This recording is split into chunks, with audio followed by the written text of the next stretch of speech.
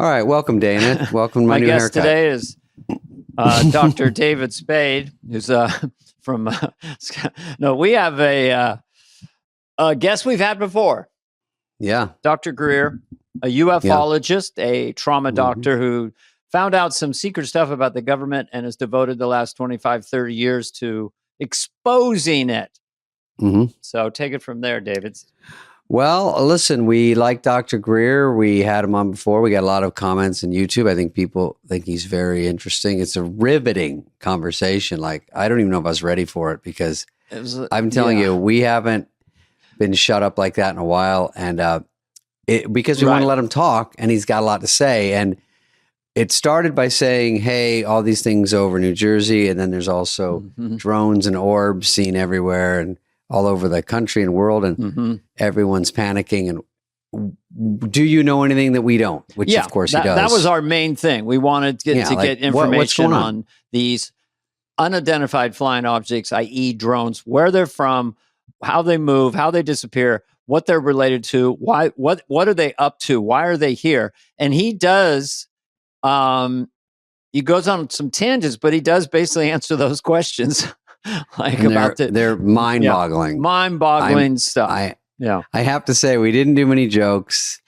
I wanted to say for $2 trillion, you can get some pretty decent orbs, which you'll get that joke once you're watching. But we let him talk, and he talks about where he thinks they're from, why they're there. We talk about extraterrestrials, obviously the most interesting part. And should we be scared? Should we not be scared? What's the future? And God, did he have some answers? Just basically, there's, without giving it away, there's some information that may be coming down from a whistleblower very soon. And there is potentially rogue organizations that are doing these things. So anyway, it's a lot to unpack. David Spade went 17 minutes without talking, just so you know. That's never happened. Even in my sleep, it hasn't. I know. And I went 1802. I timed both. It's not a competition, but he goes on a lot of tangents, and you really want to listen to, it's a very comprehensive talk. So take it for what it is. There's a lot of people out there saying a lot of things, but here's someone who's very interesting. We'll get back to our jokey jokes next week, but I think we just got to run this because every time we had something to ask him, he would just start covering a new interesting thing. And I'm like, oh my God. We were just dumbfounded. So see if you are. You might not buy into this whole thing. You might, but he has so much backing and so much on his website that you go, something's going on here. Something's happening. No one knows what's really going on, but he's putting out some information that's kind of interesting. And I found it mesmerizing. So, All right. So here, listen up. Tell us what you think at the comments.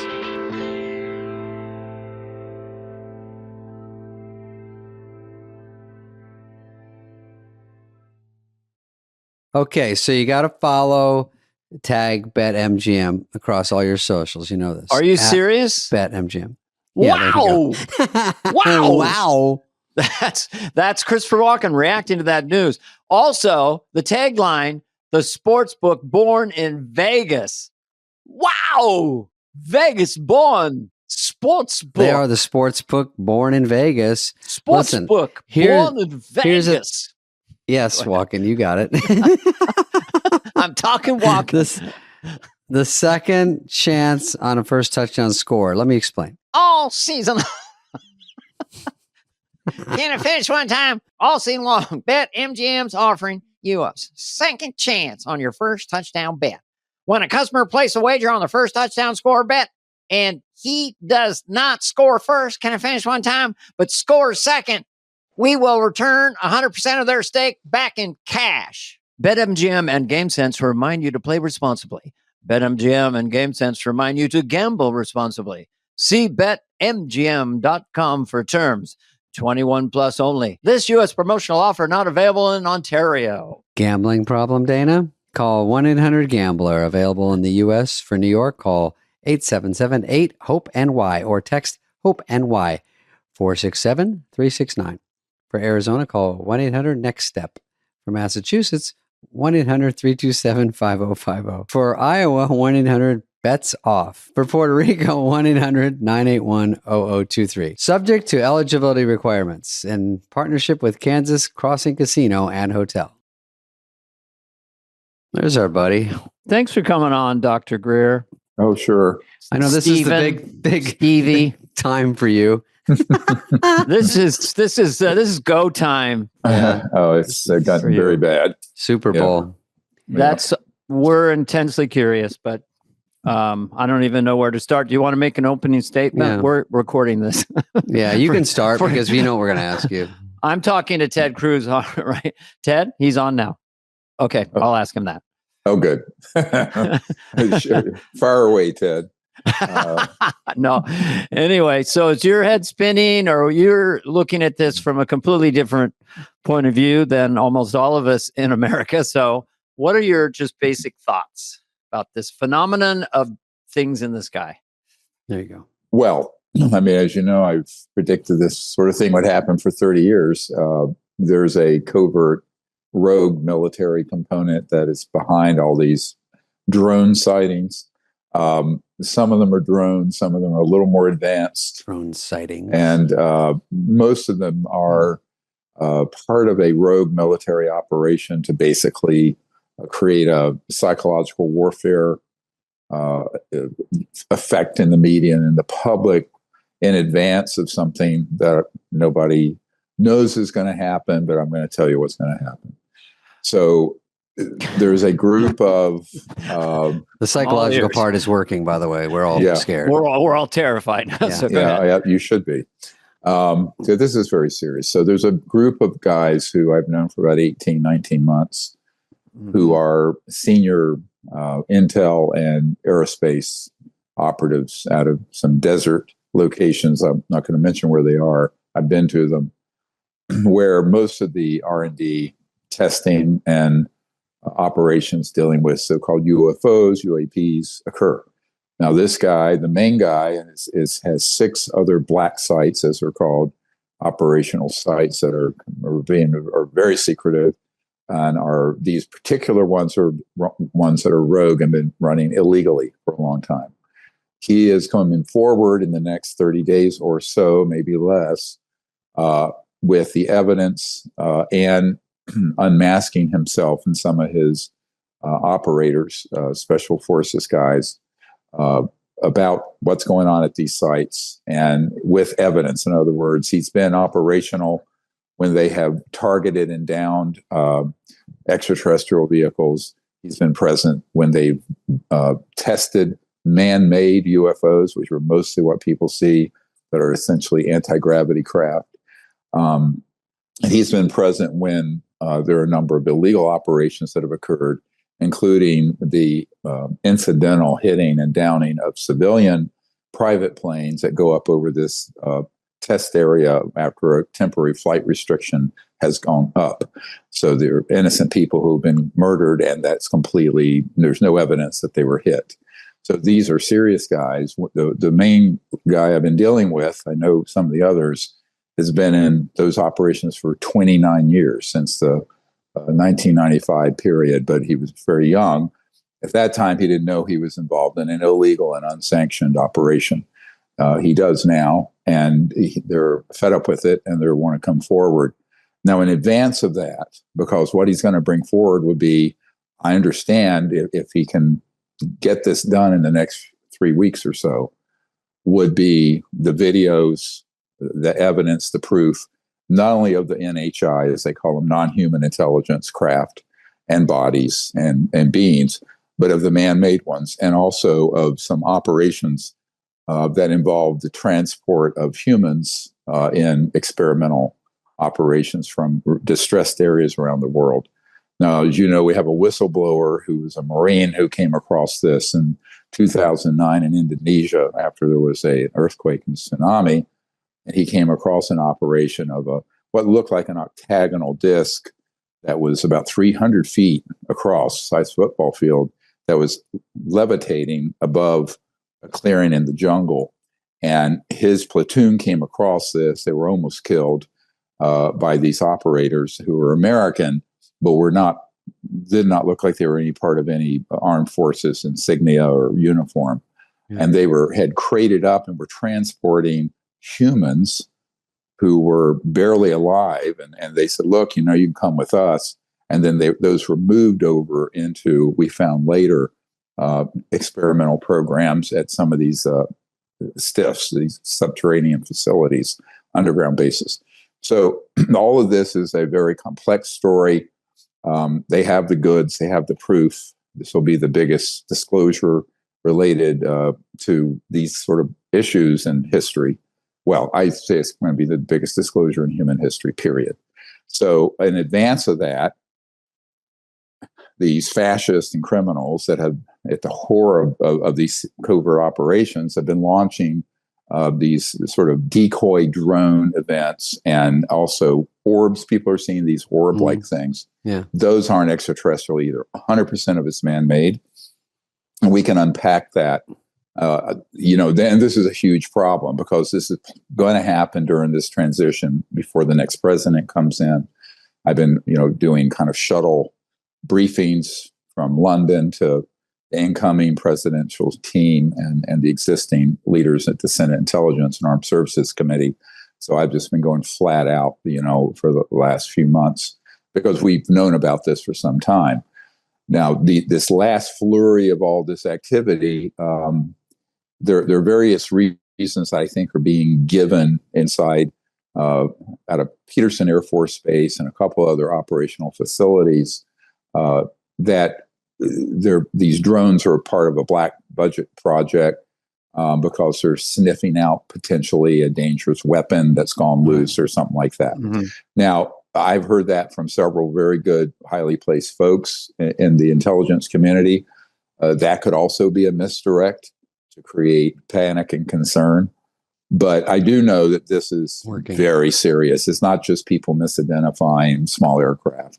And these actually are part of a covert rogue military and corporate organization that I've been blowing the whistle on for 30 years. In fact, the way I knew this operation was illegal was when I briefed President Clinton's first CIA director on the matter, and on December 13th, 1993. So it's 31 years ago this past week. And he and the president had no access or knowledge of these programs. And remember, my uncle and other people I knew worked Northrop Grumman and these Lockheed Skunk Works programs, and I had all the evidence already in 1993. And so at that point, we did conclude that the operations dealing with this subject, even though it's the butt of a lot of jokes and whatnot, little green man, haha, that is actually being run very secretively, but also illegally without the oversight of the Congress or the president. Now, there are people embedded in the White House, National Security Council, Congress, who are operatives who actually are there to gaslight and deceive the senior members of the Senate and the House. But for the most part, it has gone unsupervised since about 1957 to 1959, when this organization decided to tell Eisenhower and his folks to go jump in the lake. And they took all these projects deep black, meaning illegal. And there is a legal budget of the United States. It's the black budget that only the president and a handful of senators and congressmen see. But this is beyond that. That's beyond their oversight and supervision. So you can imagine how dangerous that is. And we're not talking a trivial amount of money. I'd say since the late 50s, 60s, somewhere on the order of $8 to $10 trillion have gone into those kind of projects from various agencies and departments. So, we're talking, what's that, a third of our national debt. But the other problem, and this is the biggest one, I just might as well drop this bomb at the beginning. Absolutely. No, I haven't started yet. No pun bro. intended. Yeah, bro, I ain't started yet. So what has happened is that if you can visualize 75 years of some of the most brilliant scientists and engineers on planet Earth, who sometimes identify in high school, college, postgrad, are pulled into these covert programs to study the extraterrestrial material, meaning the craft, the technologies, and what have you. By late 1950s, there were operational man-made UFOs that were anti-grav type devices. And we have schematics of them. We have images of them. And people often will see those and think it's alien. I go, oh, no, it didn't. My uncle's company, Northrop Grumman, built that one, the triangle, right? Or Raytheon or Lockheed Skunk Works. So now we get this. Now go forward 75 years and that kind of money and brain power studying this kind of material. And you have some technologies that are in the hands of these rogue and criminal elements, there's no other way to word it, that are way beyond the power of, say, a thermonuclear weapon or something like that, because you're dealing with being able to move across space-time at multiples of the speed of light, all kinds of advanced tech. And those can be used in what are called deceptive indications and warnings or false flag operations. So some of what you see with this sort of phenomenon, occasionally it will be actually what they call NHI or non-human intelligence. I'd say 80-90% of the time it's ours, but very advanced. Now, some of it's clunky, like our old-fashioned drones with rotors, and some of them are loud that have been reported because they have regular conventional engines. There's some of the objects that have been put up over some of these sites in their military installations are not so prosaic, and they're advanced. And this is why some members of Congress and even people in the Pentagon think, oh, well, maybe it's an adversary or maybe it's from outer space. It isn't. It's all from this rogue group because they have technologies that at this point in 2024 would almost be indistinguishable from an actual extraterrestrial vehicle. Not quite, but very advanced. And I have a number of whistleblowers who come forward describing those, particularly the ones I think out of Raytheon and a few other corporate operations. So remember, Ben Rich told a member of my team before he died, and Ben Rich was the head of the famous Lockheed Skunk Works. He said, anything you can imagine, we've already done it to Lockheed Skunk Works. He said, not at Area 51. The real action is to Lockheed Skunk Works. It's in underground facilities. And he says, anything you've seen portrayed on Star Trek, we can do it, and we've done it. So now this. Well, wait a minute. You can beam people, because that seems like the coolest thing. Beam me down to a planet. They do. Yeah, they do have technologies for what's called teleportation. Of course, in physics, if you look it up, it's happened with particles through the what's called entanglement, quantum entanglement, where every point in space and time is interconnected. But with the kind of technology they've been able to study that are NHI or extraterrestrial, those are so advanced, you're obviously not going to be going from one star system to another at anything that's the speed of light. You're going to have to go through an entangled aspect of the universe through gravity. It kind of like that. It's more the creation of through gravitational waves, being able to basically bend space and time. So if you look at point A to B through 1,000 light years of space, and look at it as a straight line, like on a piece of paper, fold the piece of paper. They're like this. All right. Make them touch. Yeah. Okay. So that's the sort of technology. Unfortunately, some of the worst people on the planet have it. It is not known by, I don't know of a president since I've been working on this who's been read in or briefed on it properly.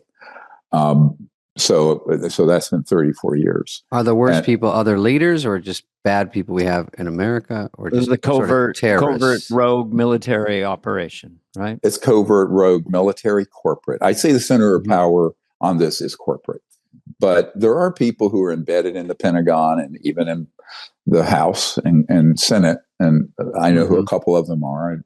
I'm not going to go into it too much right here, but they're part of that organization. And they're mainly there to just, none of this is true. And to just sort of gaslight their colleagues. Because, like the Senate is a club of 100 guys and women. And it's not hard to deceive them. And, if it's coming from one of your senior colleagues, you're going to think it's real. Like if a doctor tells another doctor or a lawyer, another lawyer, there's a built-in affinity group, sort of credibility. So those have been embedded.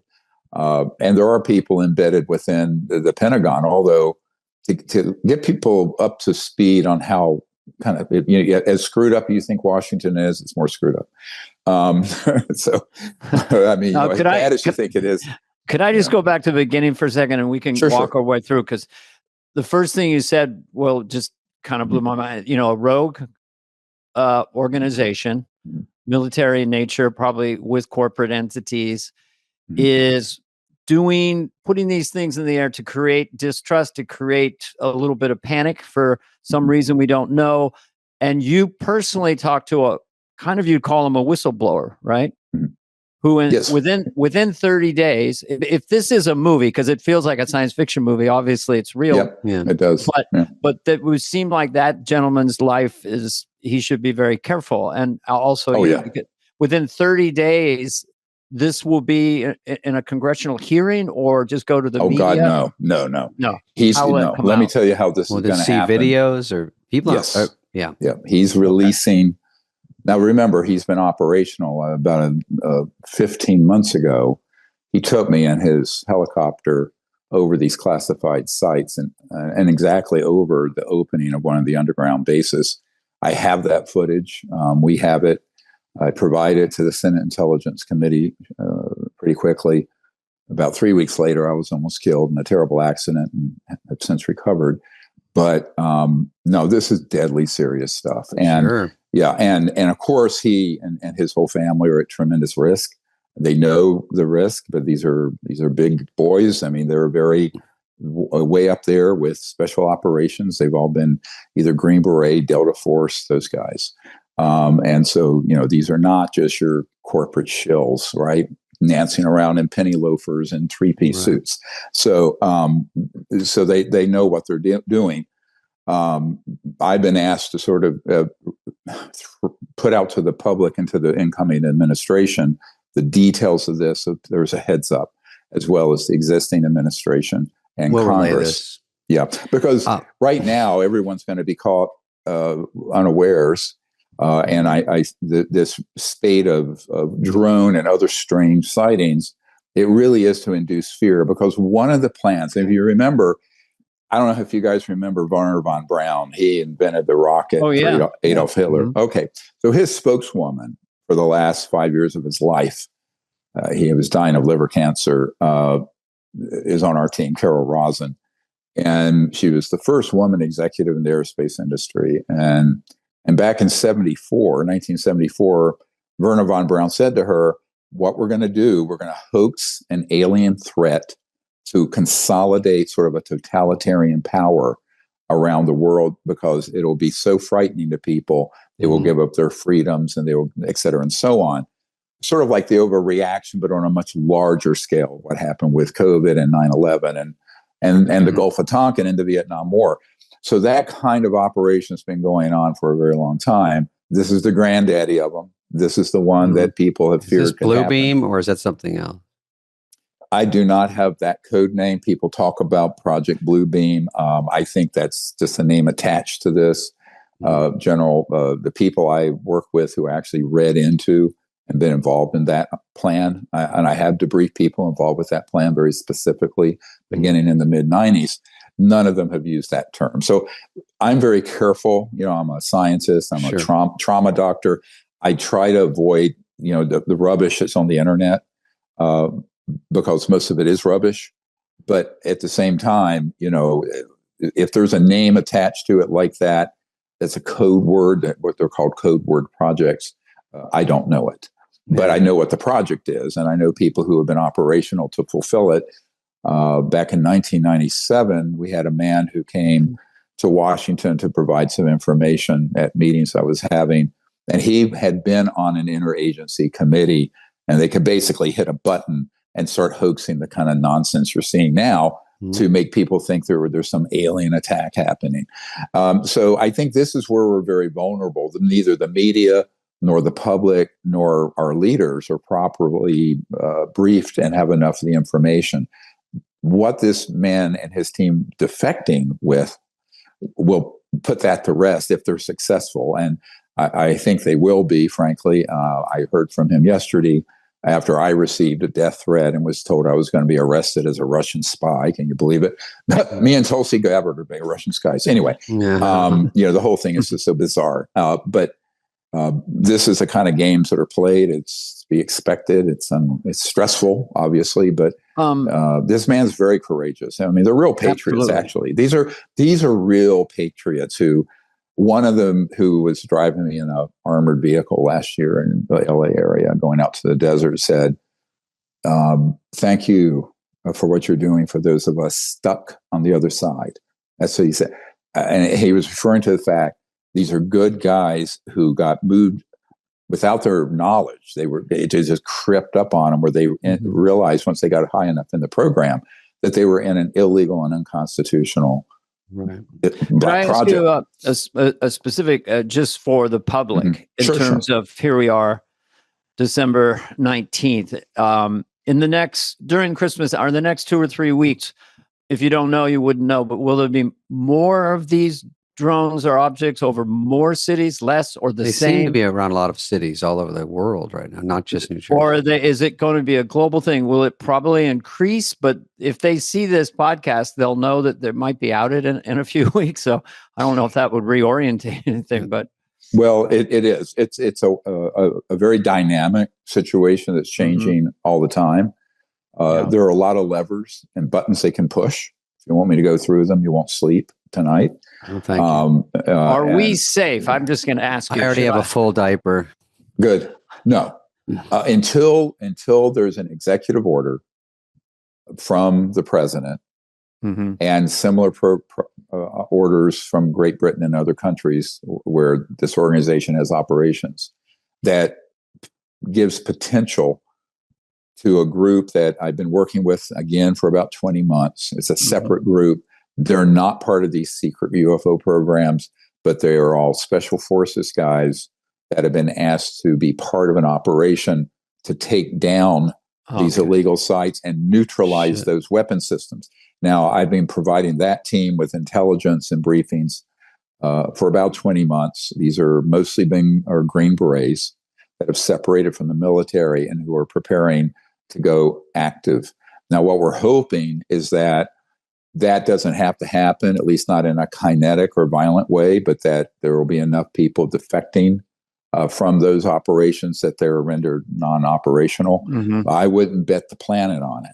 So I think it's very important, whoever is the president when this comes out, and I'm told it'll happen sometime between now and early January. So to me, early January means before the 15th. Biden. So that could be Biden, and it could be no one will deal with it until sometime after, because they'll have to get their sea legs on.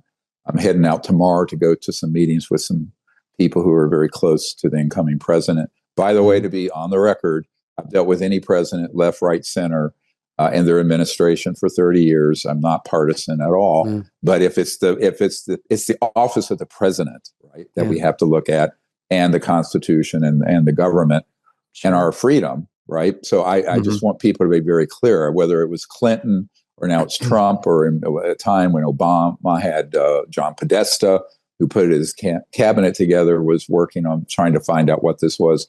Across the board, I've just worked with them.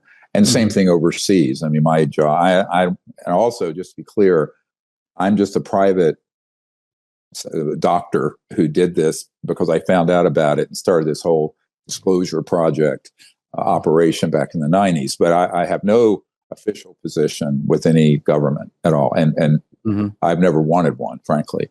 It would put shackles on us, because right now we have 7. If you go to we just put about 34 years of research online.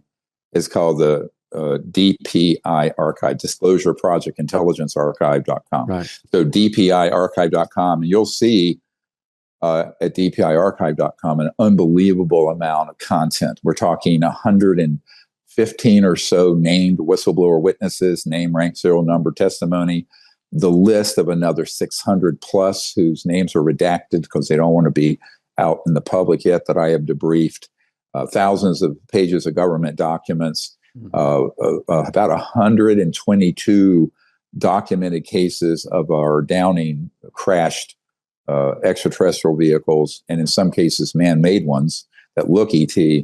And many of those have named witnesses attached to them. And they're illustrated by a forensic artist. So you see what they look like. You see what the little the ETs look like of different sizes. I mean, some are tiny and some are bigger than we are, but there's a whole different variety of species. So drstevengreer.com. I put that online in advance of this on purpose, to be honest with you. I knew this was coming. And a couple years ago, I created a crash effort to digitize my archiving. And the parts of it I can put out. Much of it's redacted, obviously, people's names and methods and things that are sensitive. But I'd say 90% of it's out there for anyone who wants to look through it. It's free.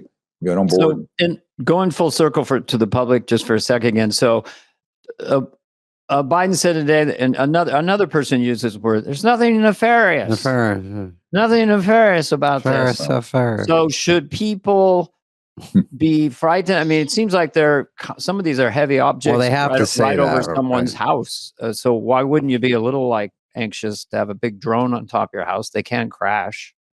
Well, they have, and that gets hushed up. But I'll tell you, part of the problem is I'm sort of the leading indicator putting this information out, and some people that I had that I had been on their shows 3, 4, 5 years ago and say, God, everything you said then is happening, and it's because I've had knowledge of this for a long time. Now, if you're the president or you're in charge of the National Security Advisor, National Security Council, you don't want to induce panic, and you don't want people to be freaking out. And in fact, that plays to the purpose of this cabal of criminals and sociopaths who are doing it. And the other problem is that if there's an unverified report, say, of a loose nuclear weapon, which is one of the reports I've received, you do not want people to think that that's something that no one has a handle on, or worse, if there are objects that are so advanced that they seem indistinguishable from an extraterrestrial or alien object, but they're not, then what do you say about that? I will tell you that I have never met with someone at the most senior ranks of the government, Senate Intelligence Chair, co-chairs, or people on other committees in the House or White House, or foreign leaders or ministers of defense who know much, if anything, about this subject. That is how clandestine it is. And most people only find out later how dangerous that is. I know back in 1997, I briefed and you can look this up, it leaked out on the internet, what's called J2, the head of intelligence for the Joint Chiefs of Staff. And, this is a guy who puts the intelligence briefings together for the whole Joint Chiefs of Staff. He was an Admiral Tom Wilson. And he agreed to having a stand-up briefing that I did at the Pentagon in his offices in April of 97. And before then, I sent him some documents, including a National Reconnaissance Office, which is the top secret spy satellite office, secret memo from Area 51 about this issue. And it had project code names and code numbers on it. That document is in the archive you can see online. It has not been declassified. It doesn't matter because we've declared these projects rogue and illegal and unconstitutional. So they don't have any right of a top secret clearance, frankly. So that's the basis of our whole disclosure project. But the Admiral started digging into this, and before we had the meeting, and he was personally threatened, and he was threatened with having a star taken off his lapel and demoted and forced into retirement. So even his inquiry about it. Now, this is the man in charge of putting together the intelligence briefings for the Joint Chiefs of Staff. So this problem is enormous. I recently was in London from a very high senior official there who knows of a prime minister who, I don't want to say who it is, who when he started looking into this, he and his entire family threatened with being assassinated. So this is serious stuff, my friends.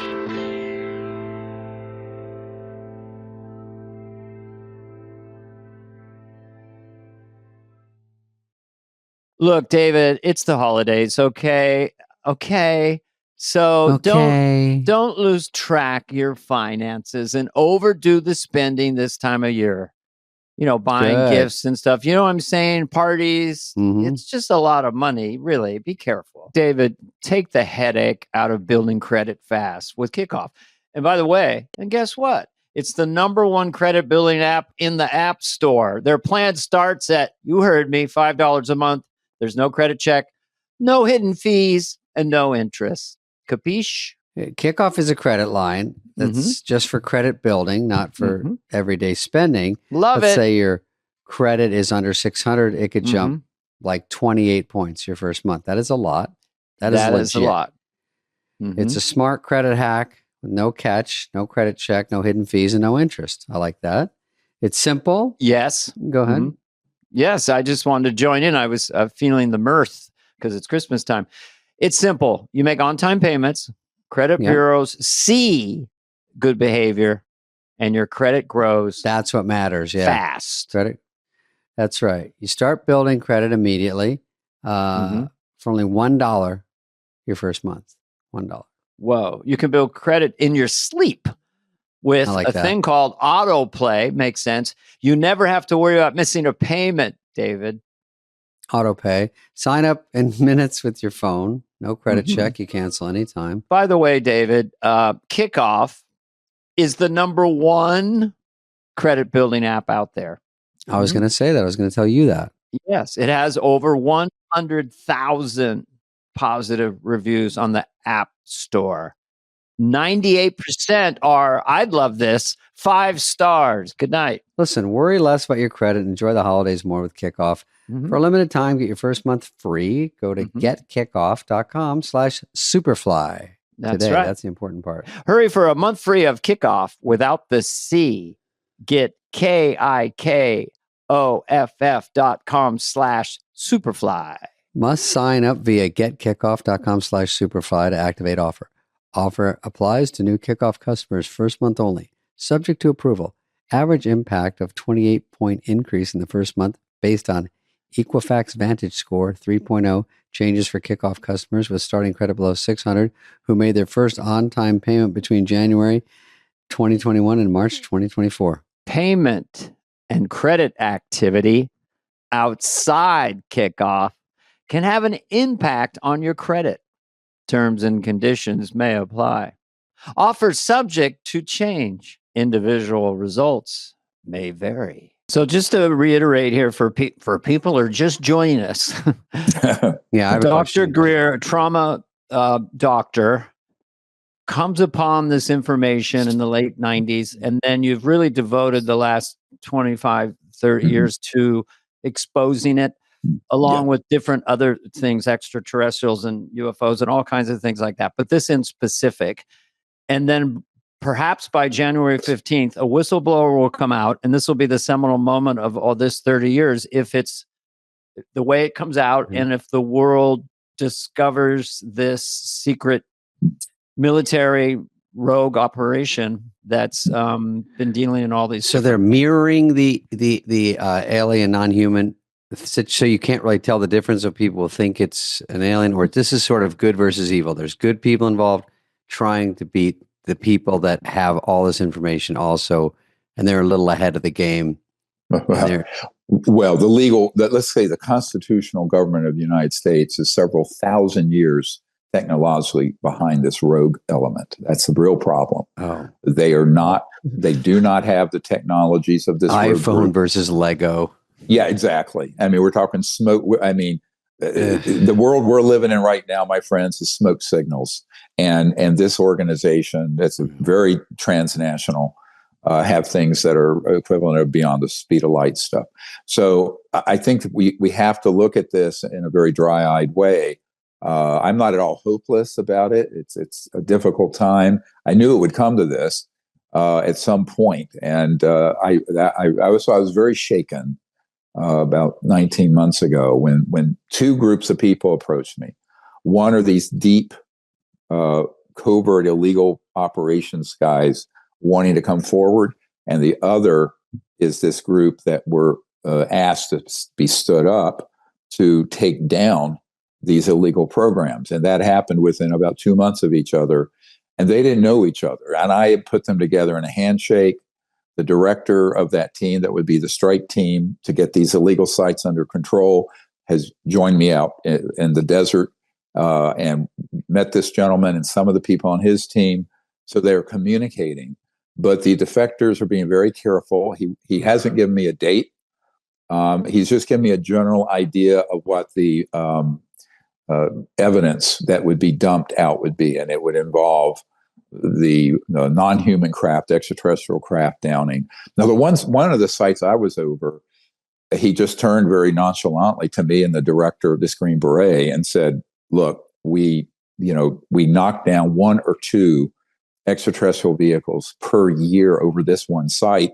Then we flew 100 and some miles out in the desert to another site that similarly has the same equipment." Now, one of the things they're using to do this, people go, "Yeah, what are you using?" I'm using bullets and I'm using lasers. They're using a very advanced version of an electromagnetic pulse weapon. Now, of course, these are illegal under the International Nuclear Non-Proliferation Treaty, but they use them. And they are at these test ranges for both the man-made ones to harden them, see how they will work. But when they when they have an opportunity to pick up an extraterrestrial vehicle, they can target it and knock it out of the sky. Because what an EMP, a directional energy weapon that's EMP, does, it has also embedded in it something called a scalar or longitudinal electromagnetic field that is multiples of the speed of light. Tesla talked about it back in the, I think, 30s. And those will totally disable all electronics on any object that is in 3 dimensions, let's say, that isn't trans-dimensional. And so welcome to Earth. Yeah. Well, and this begs the question, why are these other non-human civilizations here? They're certainly not hostile, at all.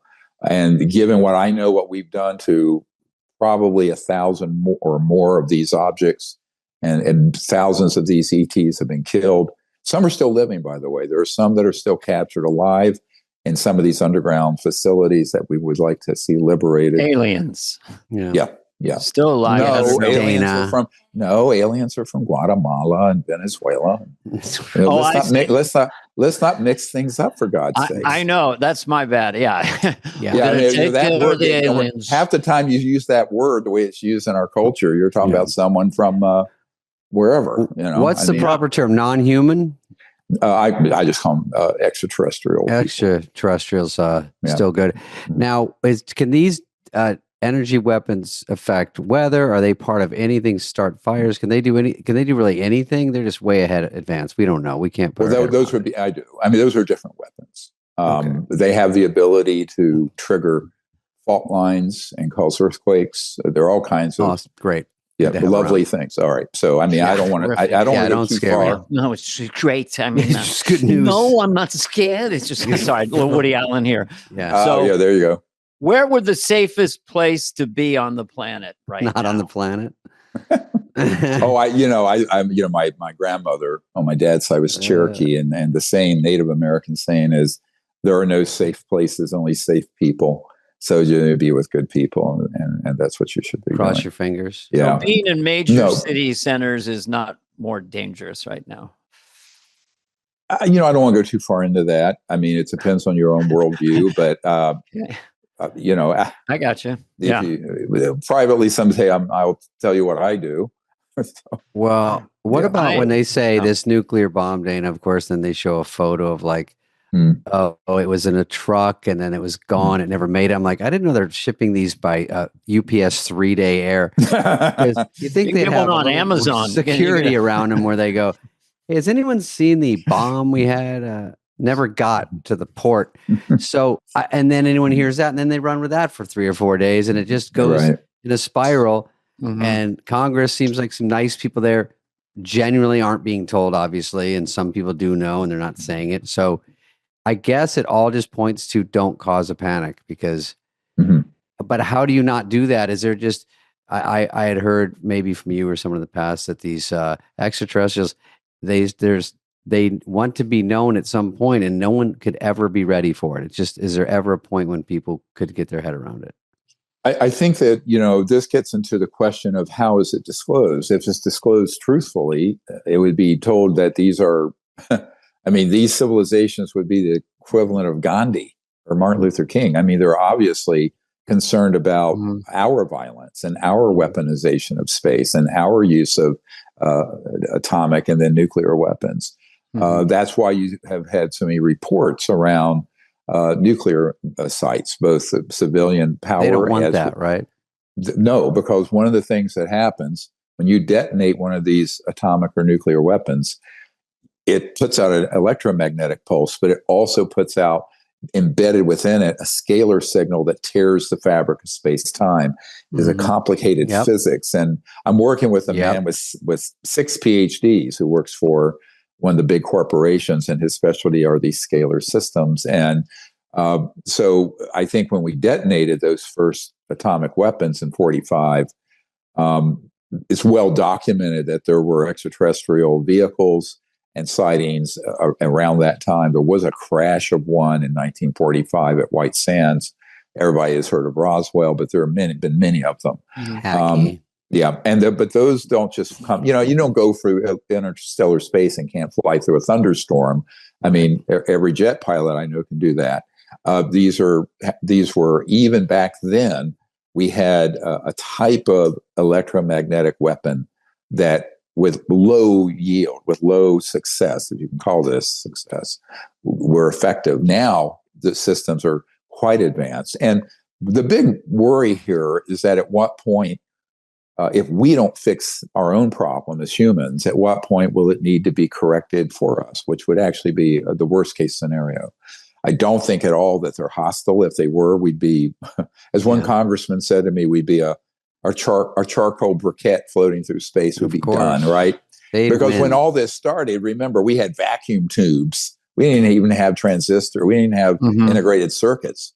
So, or any of that. So obviously these civilizations are trying to be very patient, but I think we're getting close to end game here. And here's why. One of the reasons why these guys are defecting, it's not just this one guy, it's people from 6 black sites.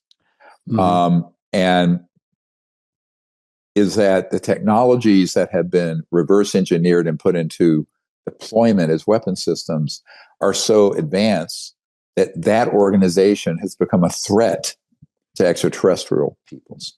So, in other words, we've downed their objects, studied them, and over these 7 decades come up with technologies. But instead of saving the biosphere with so-called zero-point free energy or what have you, they've been kept very secret, and they've been used by this Frankenstein that's gotten up off the table and walked away. And I don't know that that can happen much longer. So the people in that system who are now, they may have started out as the Delta Force Green Beret in their teens or 20s, and now they're middle-aged and at a senior level. They know how dangerous this is, and that's why they're taking these risks to come forward. And it's why I did. I'm 69 now. I should be retired and just seeing my 12 grandkids instead of this madness. But, when you realize what's at stake, you just say, I got to do something, and they're trying to do what they can do. So they've reached out to me to sort of speak to this in the preparation, but also to get this information to various leaders around the world. Could I ask you a question about the rogue military organization? I mean, one thing I'm just trying to connect the dots here.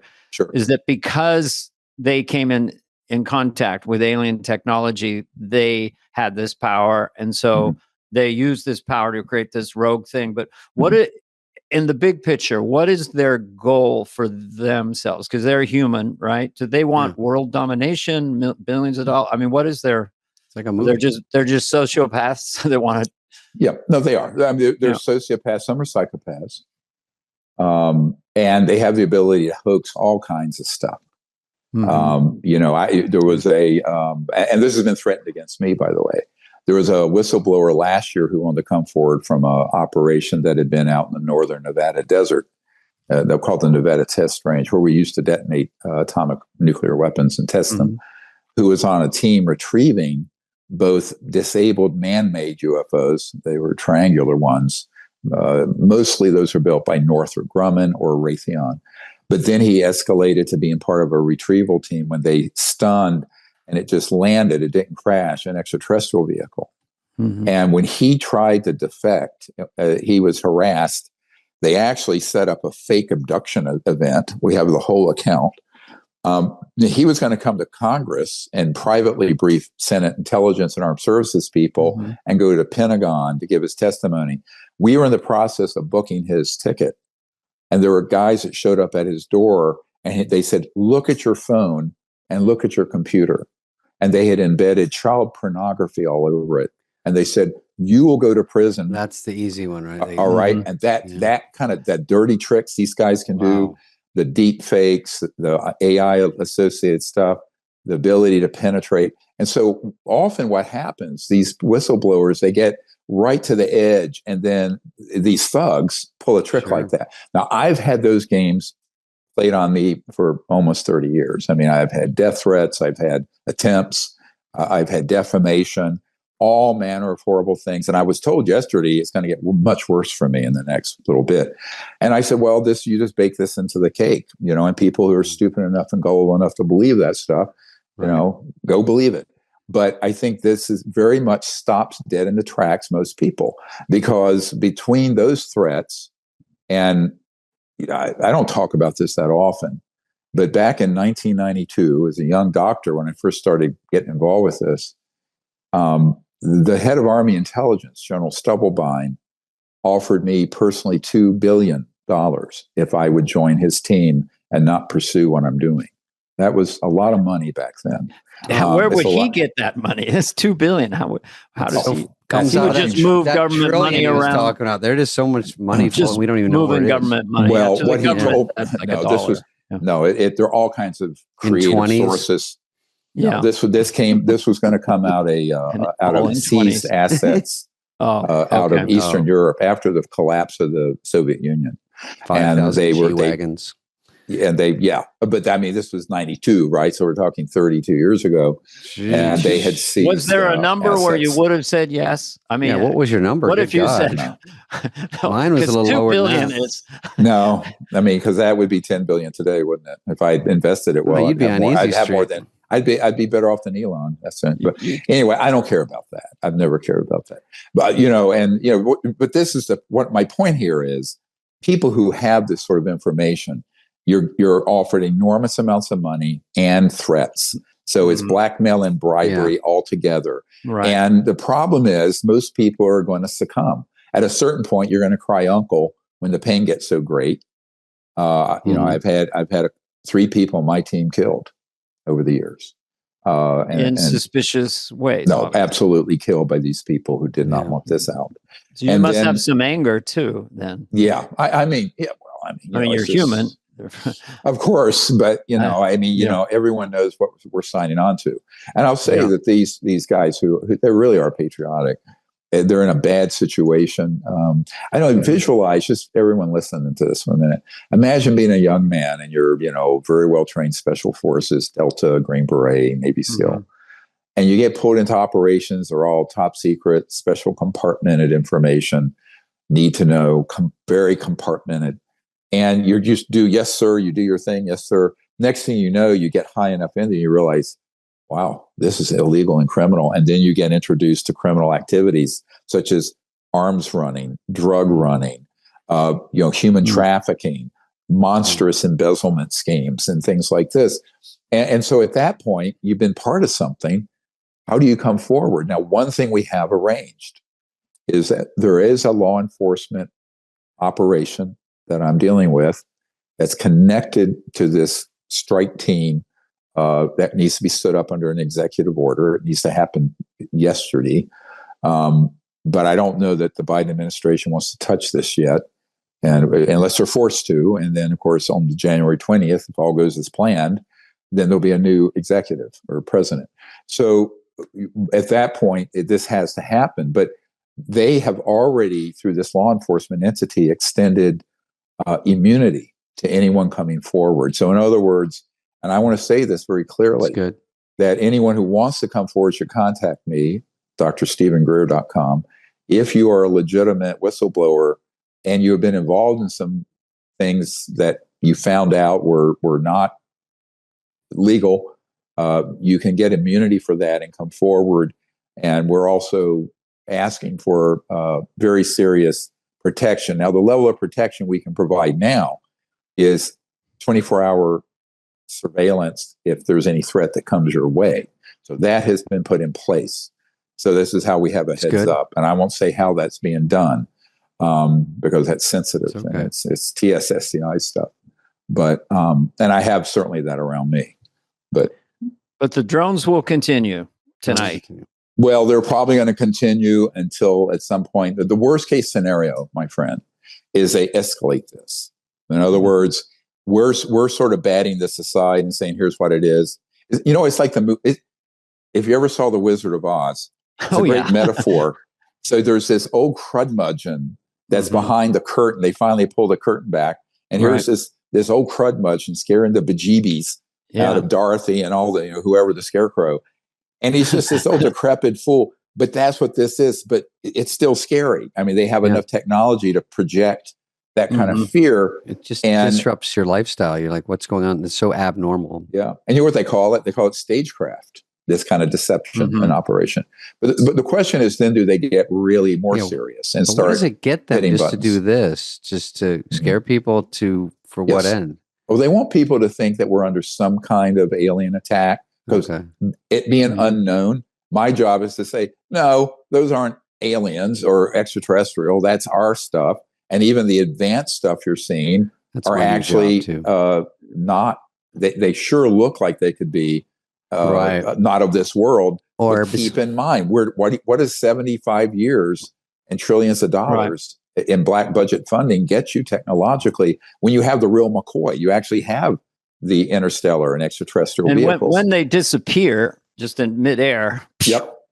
That's just going faster than we can comprehend. Well, there's two things. No, actually, it can be going so fast like a speeding bullet you don't see it. Right. But it can also be where, let's say you have a big object and you can create an electromagnetic field effect around it where it takes all the matter of that object out of, let's say, sync with 3D. And it goes into another, it's transdimensional. So it actually goes from one dimension to another and back. So that's, there's a whole spectrum. I understand these technologies very well, by the way. And it's a whole spectrum of phenomenon. And one of the big problems arises from people in the National Military Command system not read into the human ones that look extraterrestrial. They can be tricked. I know of a 4-star admiral who was the commander-in-chief, Atlantic Command, SYNC Atlantic Command back in the early 80s. And there was one of these objects that came off the coast of Newfoundland. And we have this from our Disclosure Project witness. His name was Merle Shane McDowell. He's in our archive. You can read his transcript and see his interview. I have been at that command center, basically where World War III would be fought. And, they run all the nuclear submarines from there. And when this event happened, the admiral panicked. They went to a full code zebra alert, which means if you don't have a zebra badge on your lapel, the Marines with M16s kill everyone in there who shouldn't be in there. And they didn't know what this thing was. And so he got on the hotline to Moscow. It wasn't ours. They said it wasn't theirs. But if certain things had escalated, if actions on our part had escalated or been miscalculated, we could have been in World War III. This was in 1980 or 81 or something. So the danger of this is not knowing. Knowledge is power. But ignorance on something this important is very dangerous for our nation and the world. So my whole point right now is to let people know your ignorance of this subject is no longer a luxury we can afford if you're in that system. If you're in the legal constitutional government of the United States, Democrat, Republican, socialist, I don't care. You've got to understand these things. You've got to understand the technologies. Now, I have put together a 312 executive briefing document that's being given to key people in the current and the incoming administration and Senate Intelligence and Armed Services and some other people. So you could be face to face with President Trump in a month or so in the Oval, debriefing him, saying this. I'm not going to comment on what we're already doing. Possible. I won't be doing that, but it's possible you know. I go wherever I'm asked to go if it's someone sincere who I think needs to know the details. Yeah. I have one more question, and then we'll let you go. But appreciate you being here. Where's Elon in all this? He seems like he knows the most about space. And that's a good question. I have not spoken with him. I know people who work with him closely.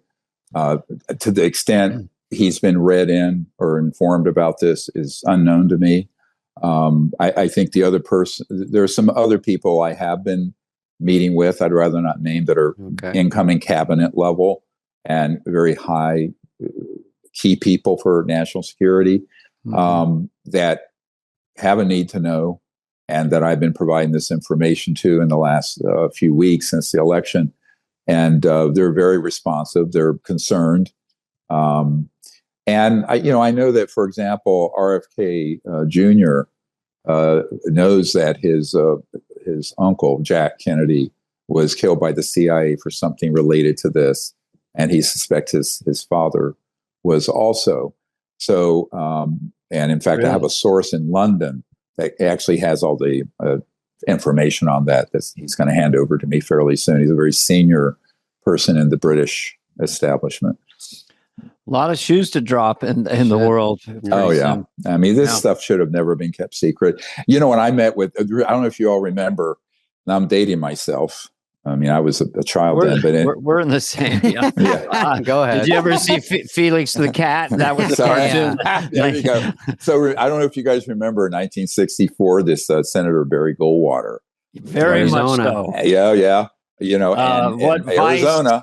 Something is not a vice. Freedom is, whatever. That was his. And he was running against Johnson right after Kennedy was killed, President Johnson. And when I met with him back in the 90s at his home there in Scottsdale, you know, he said it was a goddamn mistake then and a goddamn mistake now that this was ever kept secret. He was cursing up a blue streak.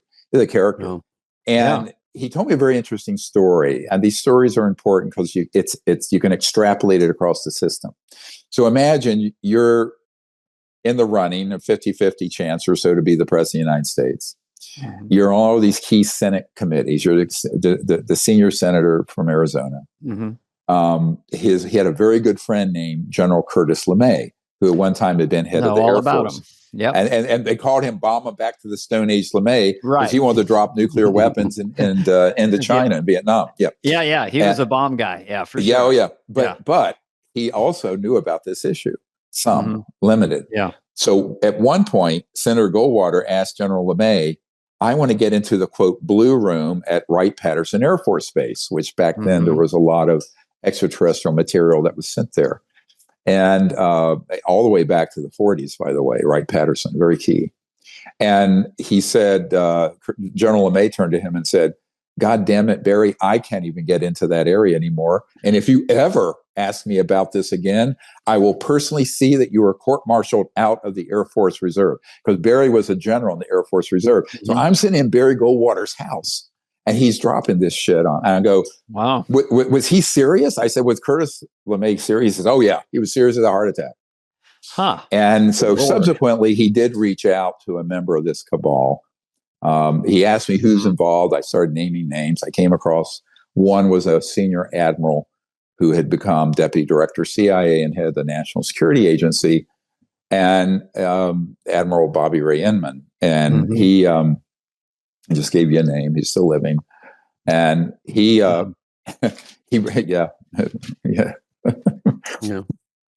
Don't worry, CIA is listening too. Sorry. Great. And you know what he said? So this was, back then. So he after I had this meeting, so I said, well, why don't you reach out to him? He said, oh, I've known Bobby Ray for years. So I said, oh, great. Because Bobby Ray Inman moved from director of National Security Agency over to the board of Science Applications International Corporation, SAIC, that's done a lot of this covert contracting related to UFOs. So he reached out to him. he later got back to me, and his daughter got back to me and said, Dr. Greer, he can't make any more phone calls like that for you. He can't. It's too dangerous. And I don't know what Admiral Inman said to Senator Goldwater, but it put the fear of God in him, and he never brought it up again. But I have a lovely letter from Senator Goldwater about it. It's in our archive if you want to look at it. But, he was just like he was an interesting character. He was more like what you would call a libertarian today, I guess. Because he certainly was not a far right religious person by any stretch. He was the guy who told Nixon, "You got to go." He was the guy who walked down the White House. Said, "When you lose Barry Goldwater, time to go. You're done. We're done." He was definitely a tough character. I'm from Arizona. I knew all about. I grew up with Barry Goldwater. Well, you probably know where his house was in Paradise Valley. In that area. I can't disclose that, but yeah. We can't. We have. I want something to not disclose. Just take that story. Imagine being at that rank. And you're a reserve Air Force general, you're Senator Goldwater, and you are absolutely blocked from knowing this. So, and that is in the frickin' 60s, right? So this whole train has been out of control, off the tracks since I was born in 1955. Not quite, but yeah. Well, wow, it's a lot. It's a lot to think about. It's a lot. We're not done with you. We are to for watch now. this podcast twice because there's a lot of information in it. Yeah, I know. I apologize. But no, not at all. I mean, it's all very, very interesting. Just take care of yourself, and thanks for coming on to our show. Really, really. All right, love you guys. We will talk to you again soon. All right. Thank you. This has been a presentation of Odyssey. Superfly is executive produced by Dana Carvey and David Spade, Jenna Weiss-Berman of Odyssey, Heather Santoro, and Greg Holtzman. Hope you liked it. Ooh.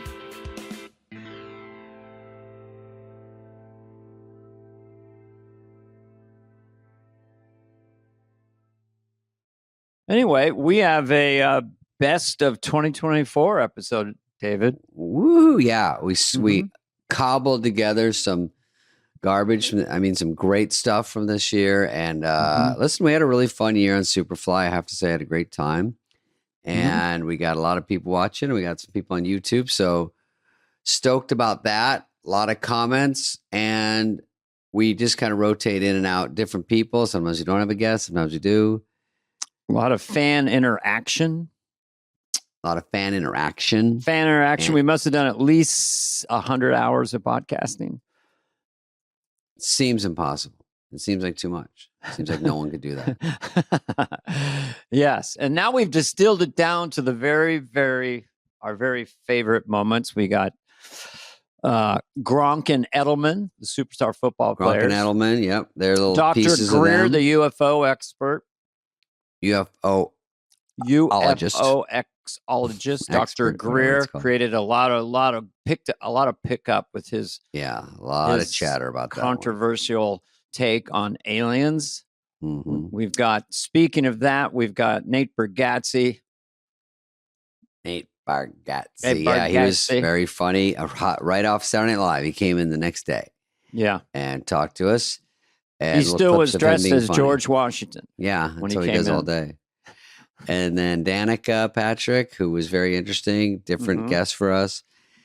She was fun. I don't even know who else. We're just putting the kind of a best of. So if you missed anything, or if you want to see it again, check it out. And John Lovitz will make an appearance. Oh yes, Lovitz. Of course, we love Lovitz. So it wouldn't be it without him. So here you go. Merry Christmas. Happy holidays.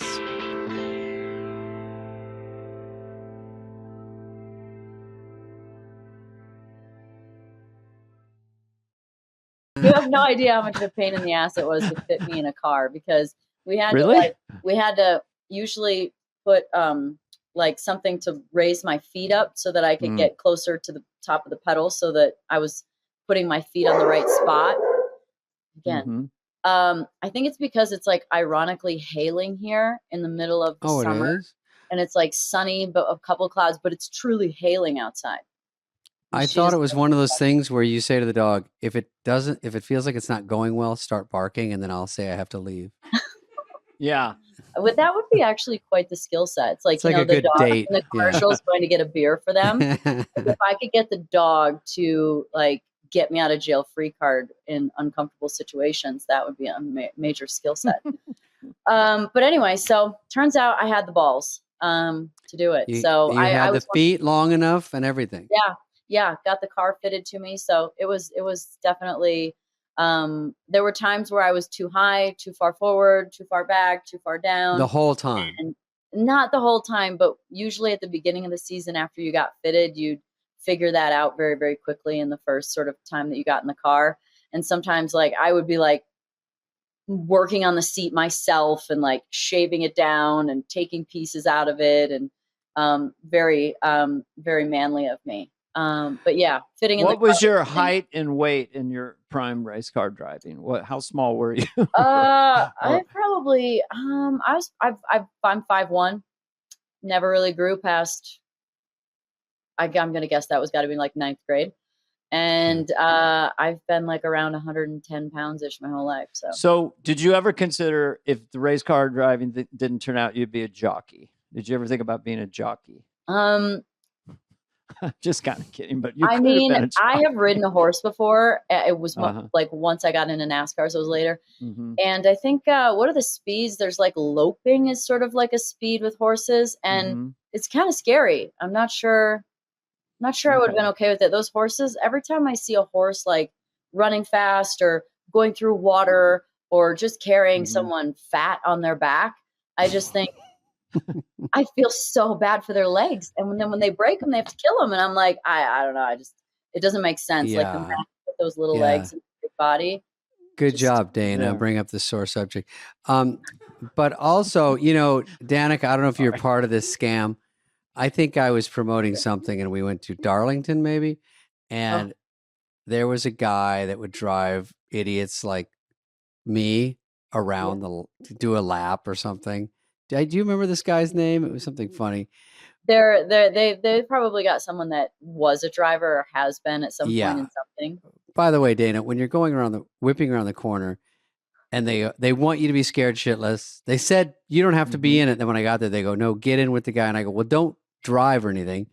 It's a scam every step along the way. Crawl in the window, put on this suit. That the hardest part is. For scariest for me because Danica and I are drivers. Dana, it's hard to explain, but I'll explain it to you. I'm following. I'm riveted. Okay, so you get in and you go, put on this fireproof suit. There won't be a fire, but when there is, this will block some of it for a few seconds. And I go, okay. And then I don't know if I'm claustrophobic. I did find out when they clipped me in with 18 clips. I go, let's just say we roll. How do we get the clips? And the guy's like, oh, I'll be long gone by then. I'm like, I know, but with me, when I'm in the car burning, there's so many clips. I lost track. I go, good luck. And then when he goes around, he's going, I don't know how fast, 700, maybe I'm wrong. And then he hits the wall. And I think Danica would know that. Yeah. And that's fantastic. It's the Darlington stripe. They do it on purpose to make you shit your pants. It works. He hits the wall. So when we get out of the car, the whole door is kind of ripped.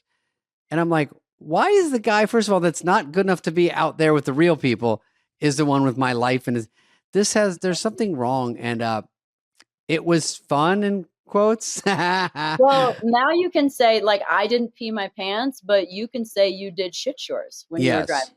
And I found out once I did it once, now I do it all the time because it was fun and I liked it. And which part am I talking about? The driving? Which part are you talking about? There was a story about a driver that did shit his pants. It was at Watkins Glen, New York. He was sick and he absolutely sharted himself and he won the race. And he had to run around with it. Wow. And then he had to like go change before going to Victory Lane. Anyway, I don't want to put this image in your head, but there are Olympic world-class marathoners who have, and there's no hiding that. No. Yeah, that's harder to hide. Now we have you a guys theme ever run for like long distance and known about this whole have to shit thing? I was a distance runner as a younger person, but I never saw it up close. There was folklore about Usually you're healthier then, but when you get older, I could see things falling apart. But Well, we just had a runner on. We should have asked him that. Oh yeah, you should have, because I ran the Boston Marathon a few years ago. Mm-hmm. I don't know why. Ooh. My one bucket list item was to run a marathon, and so, well, I don't know what's wrong with me.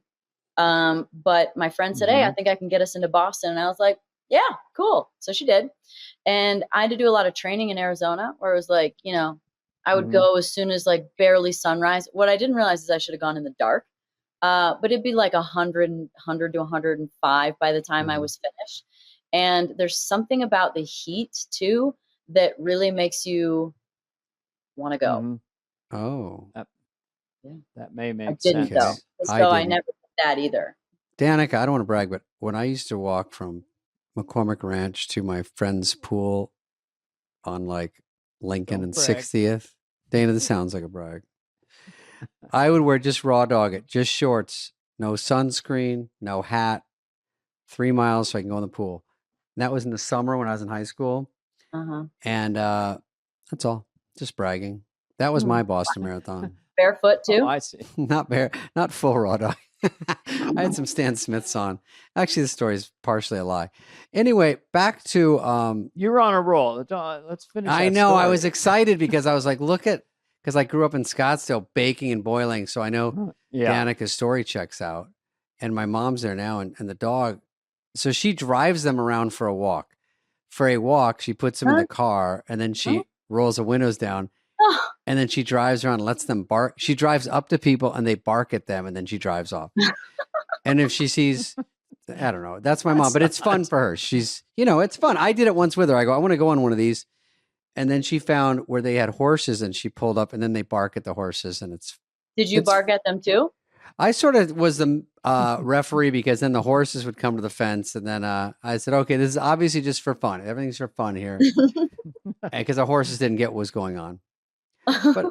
But overall, it's fun in Arizona, Dana. It's hot. Okay, I have 9 out of 12 months are fun. Yes, that's what my buddy sells real estate there, and he says, I say, how do you just talk people into living there because everyone's fucking moving there?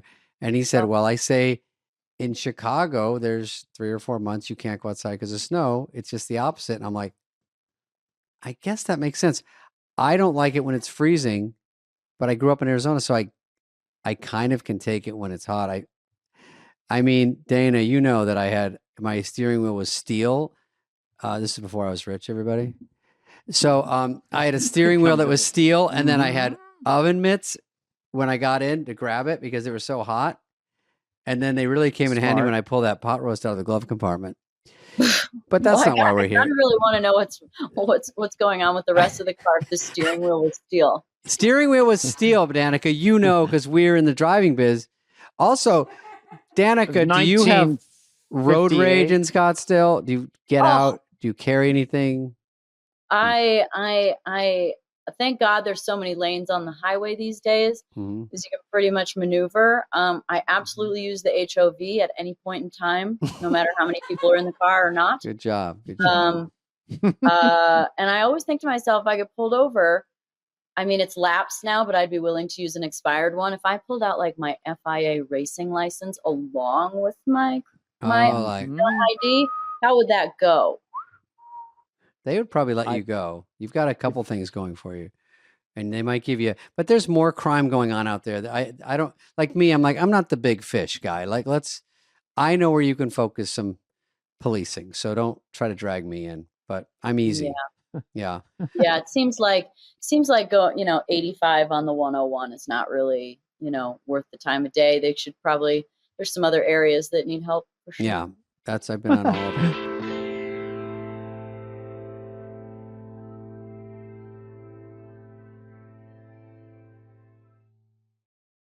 Yeah, when they say, I get text people, hey, like more like friends of friends, not like direct friends, but they go, hey, you're coming to Kansas City, so how do we get tickets? Well, that's hey, a how do we get soft tickets? ask. And can I just buy them off you?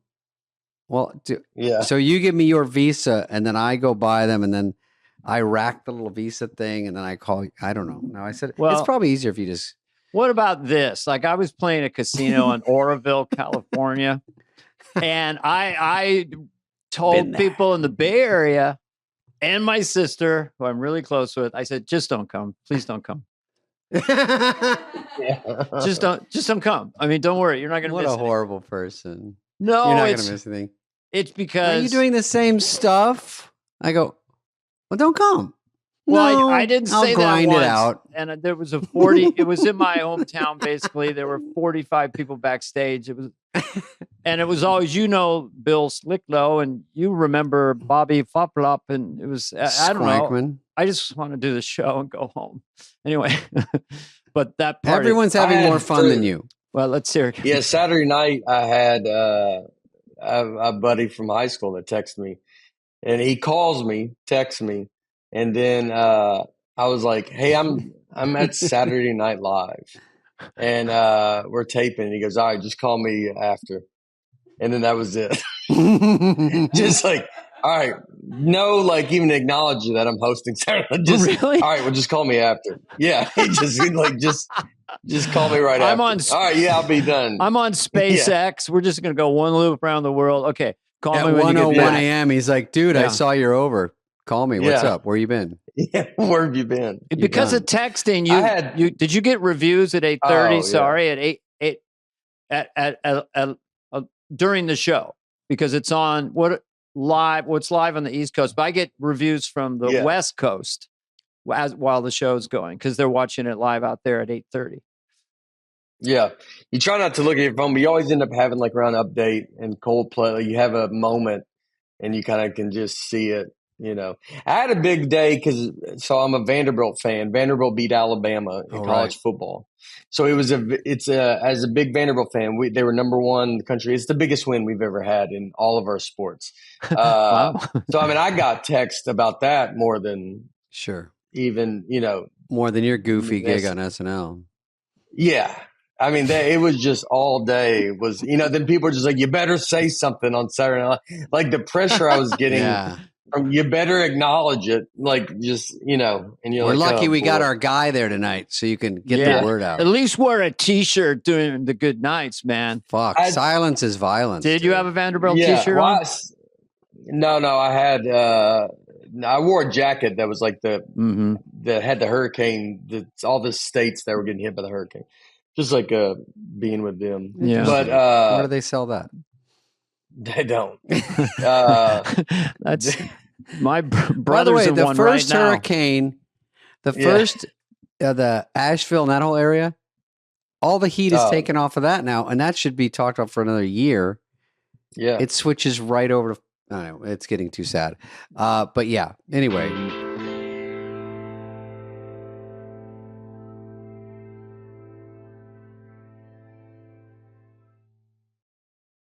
Pee Wee Sherman. Cool. That's cool. Like cute. No one's making Pee Wee Carvey. You have great fans.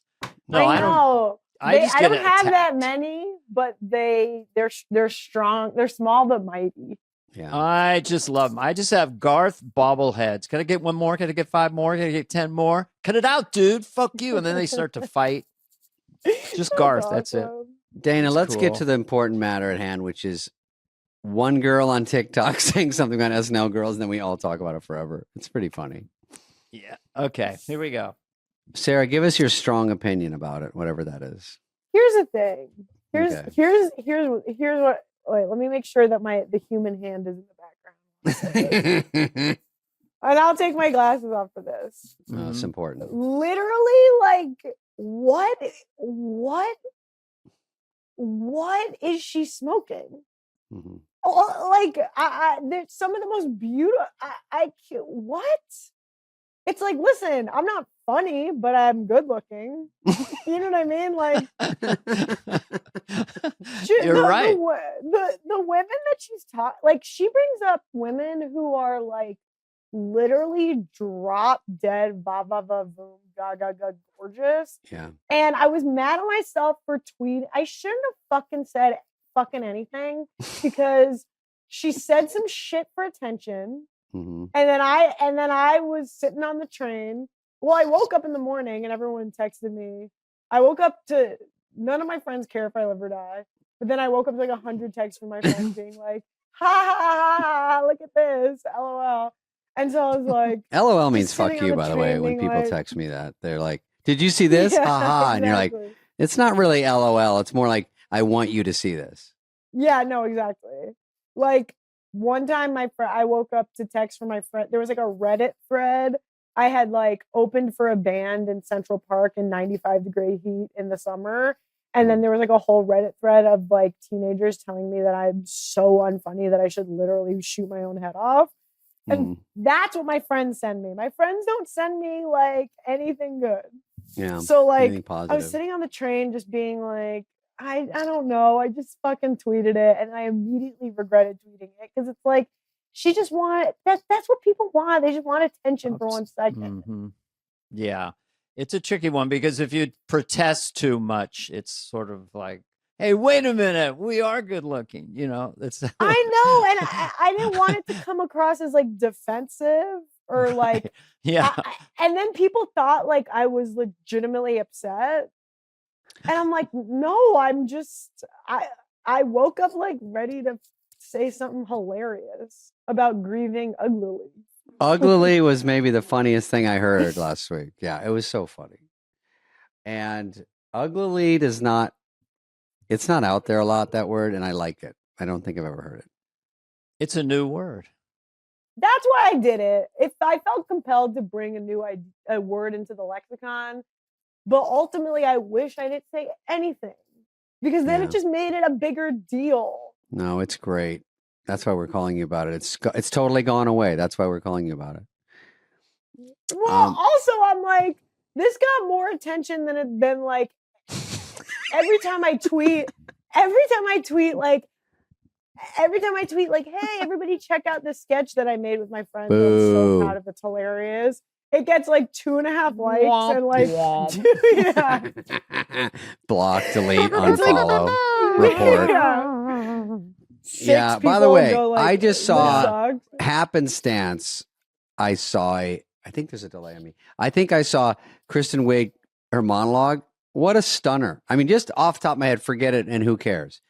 Already, there's so many combo platters on that show of just really pretty and hilariously funny. Funny's harder.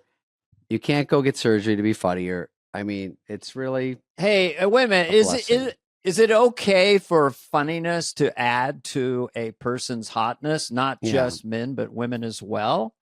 Because women will say, I like a man who's funny, but what about a man who likes women that are funny? Yeah. Have to be. Yeah, that's like Rodney Dangerfield is like the hottest guy who ever lived. Was he a looker? Yes. To me. Yeah. No, you're right. The you're metric right. is so Oh, crazy. I tell you I'm hot, Johnny. I'm hot. I tell you I'm hot. All the girls like me. Oh. So I have not, that's my worst impression. I get too much respect entirely. Every time a photographer sees me, he takes a picture.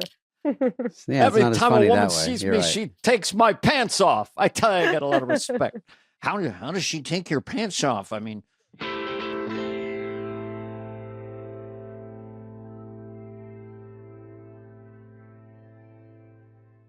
the whole thing is fascinating. I just for a second wanted to ask you about generative AI or AI, which also is people are telling us, they didn't tell us about the World Wide Web, how destructive that was going to be in terms of social media and all that.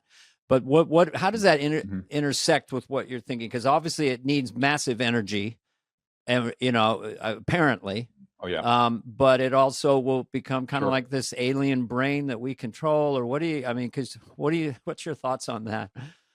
AI, how it integrates with all the secret government and all those people. If you control it, you control the world, maybe, or. Well, it can be. You know what I'd say about technology? I just make this simple. As an emergency doctor, I've seen a knife put butter on your bread and slit someone's throat or stab you through the heart. Right. So it's the consciousness of who wields it, who has it. So the technology is neutral. It's what men do with it, what humans do with it, right? So what does humanity do with the new technology? Do we turn it into a weapon? Do we turn it into something malevolent? Do we use it for the good? And see, this gets into something that sounds very philosophical and airy-fairy, but really the foundation of having a sustainable civilization is that we have to have advanced technology, but it has to be guided by a higher consciousness. You call it higher spiritual consciousness, enlightenment, some greater interest besides your own, can I become another trillionaire kind of mindset. And I think that is the real crisis, because in the 20th and early 20th century, our technologies have gotten ahead of our social and spiritual development. And that makes humans at a very dangerous place. Now, this is why one of the other projects I run is the Close Encounters of the Fifth Kind, where we actually train people to make contact with these civilizations and vector or guide them into a sighting or a landing or a contact event. And there's a movie out called Close Encounters of the Fifth Kind, and it outlines all of this. And it's a bit out there. People go, what the hell is this? But it has to do with using this higher concepts in kind of what Neuralink's trying to do, but on a much higher scale, of the consciousness field to interact with extraterrestrial guidance and communication systems through what the CIA called remote viewing, using consciousness to see remote places. Viewing is crazy. Yeah. Oh, I know so all the top interesting. viewers. Yeah. Ingo Swann and I were friends before he died, and he loved what we were doing with that, because we were doing it for peaceful contact as opposed to trying to spy on the Soviet Union back when he was right. But I know Russell Targ and all the remote viewers and the top CIA people who are currently working those programs. I know, and they're very positive about what we're trying to do, using those concepts in what's called entanglement in physics or non-locality to remote view and contact these extraterrestrial civilizations and make a peaceful outreach. By the way, we're going to do it. It's open to the public. You guys should come. We're going to doing a thing in July in Temecula. Temecula, yes. Yeah. Yeah, we're going to do that. I think there are only about 80 places left, but we're also going to stream it globally. So we're going to do this global CE5. There's an app, by the way, CE5 Contact app that trains you in remote viewing and doing this. It's kind of, I'm going to do a thing with Demi Lovato's about this. It's so much fun. This is way fun. Describe what remote viewing is, just for a second. Just in quick remote viewing. Sure. Okay. So people. So it kind of gets back to what Ben Rich, who was the head of the Lockheed Skunk Works, said in 1995. And he said, someone asked them about this whole UFO issue. He says, well, just remember, every point in space and time is connected instantaneously through this quantum field. Now, that's known as entanglement in quantum physics. The ultimate field of entanglement, of interconnectivity, is the consciousness field. Now, you and I think of consciousness as what we're thinking of. I'm not talking about that. I'm talking about the faculty of being conscious itself and the experience. It's like in meditation, where before I was a medical doctor, I was a golden boy meditation teacher, went around the world teaching meditation in my first career. I have a mantra. I learned, I all these people, a lot of, I won't say who, a lot of celebrities I've taught meditation to, but we went around and we taught people how to go into that deep state. But remember, if you're in that deep state of quiet consciousness, you can awaken to another point in space or time. So you can see with your, say, third eye, a remote place in space or time. So the CIA made a routine program of that in the 70s, 80s, 90s. But it can be used for very good purposes too, besides spycraft. It can be used for knowing things that you need to know, for big discoveries. Many of the big scientific discoveries, like the founder of organic chemistry, went into a dream state and saw the structure of the organic system. And that's true. So it's a really amazing adjunct. It doesn't replace science or intellectual science.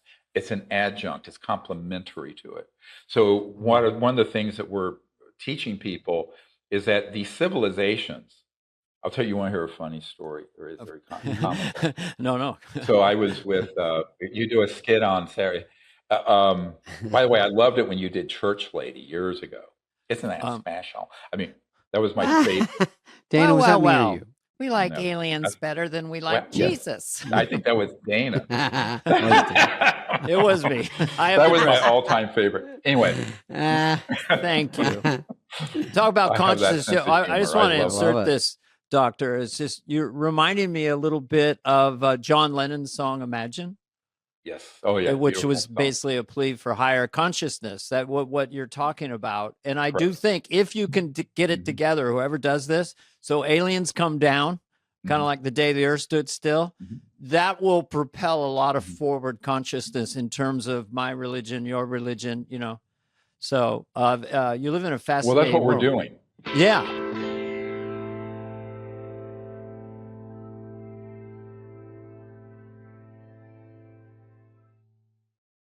I have a few questions, just quickly. You did this roast with Tom. Okay, first of all, like when we did the roast, I did the Rob Lowe one. We didn't know each other's jokes ahead of time. Did you guys know each other's jokes? No, we didn't. Okay. No, but we would have to tell our jokes to the room, and then they didn't tell us if someone had a joke that they would say like, you can't use that one. Oh, it bumps with somebody. Okay. Yeah. Yeah, and to what room? Writer's room? Writer's room. Yes, correct. Oh, you had to get up and say them? Dude, I went to the Comedy Store and fucking performed my jokes. Oh, I should have gone down there. I was so terrified. Thank God there was 15 like frat kids there that loved football, so I could say anything and they were going to laugh. But I was up there and I was reading my jokes off of paper, and I did like 12 minutes. I wanted to like test jokes. That's a lot. Yeah. And I was so terrified. It was really stepping outside of my comfort. Oh, that makes you sick. That's so scary to go up in front of people and read those. Yeah, that's 100%. normal. For real. Who wrote? Rob, did you have someone somewhere? write with you? Did you have someone help write with you? In your store. voice? They have roast writers, I think. Yeah, I have my own team, and then we worked with their team, and we kind of formulated and threw a bunch of shit at the wall, and then I went to the store and set them all and kind of said, all right, this one's a good one. They didn't like this one. And it's very hard to say, hey, guys, we're roasting Tom Brady. It's not the same exact scenario because they're ready for regular. Now, when you go to the roast, everyone's lasered in. This is about this, blah, blah, blah. So I've seen like Nikki go in, okay, guys, here's what I'm doing. I'm hosting the MTV Awards. Picture Green Day here. It's just not the same. You don't get the exact same reaction. But you get a feel like this one might work. So that's good. And Rob, you did the same thing? I'm sorry. Did you say that? Yeah, mine was similar. I actually had like 3 different phone calls with the writers. I just wanted to understand the feel of, of the type of material that I had for Tom and the other people that were going to be there. And then they kind of wrote some jokes for me. I actually have a friend who's an absolute maniac who, when he's on fire, he's on fire. He can come up with anything. So he wrote 4 of my jokes. And then I actually wrote 4 of my jokes as well. And then all the other jokes were from the writers. So, it was just a team effort. But at the end, once you have your whole script, you tell the writers what you're going to say. And then they figure it out. Hey, you can't say that because someone else is already saying so it wasn't repeated. Mm-hmm. How much fear that's fair. compared to when you're starting football? Doing public speaking, going to a podium, you got all these comedians. It's a global event. I mean, it was an amazing roast. And you guys are coming out there and you're following people. I mean, where was your nerve level? I'm sure you couldn't compare it to athletics, but it's intense. It took me years to get used to doing it. It took me 3 years without being just terrified to do stand up, Dude, it was really scary because we're football players. We're not comics. And then you're following fucking pros. Yeah. Sharpshooters. Huge event. I'm so thankful I had that rep before at the store because it gave me like a rep of it. But I was definitely terrified just because that's not what we do.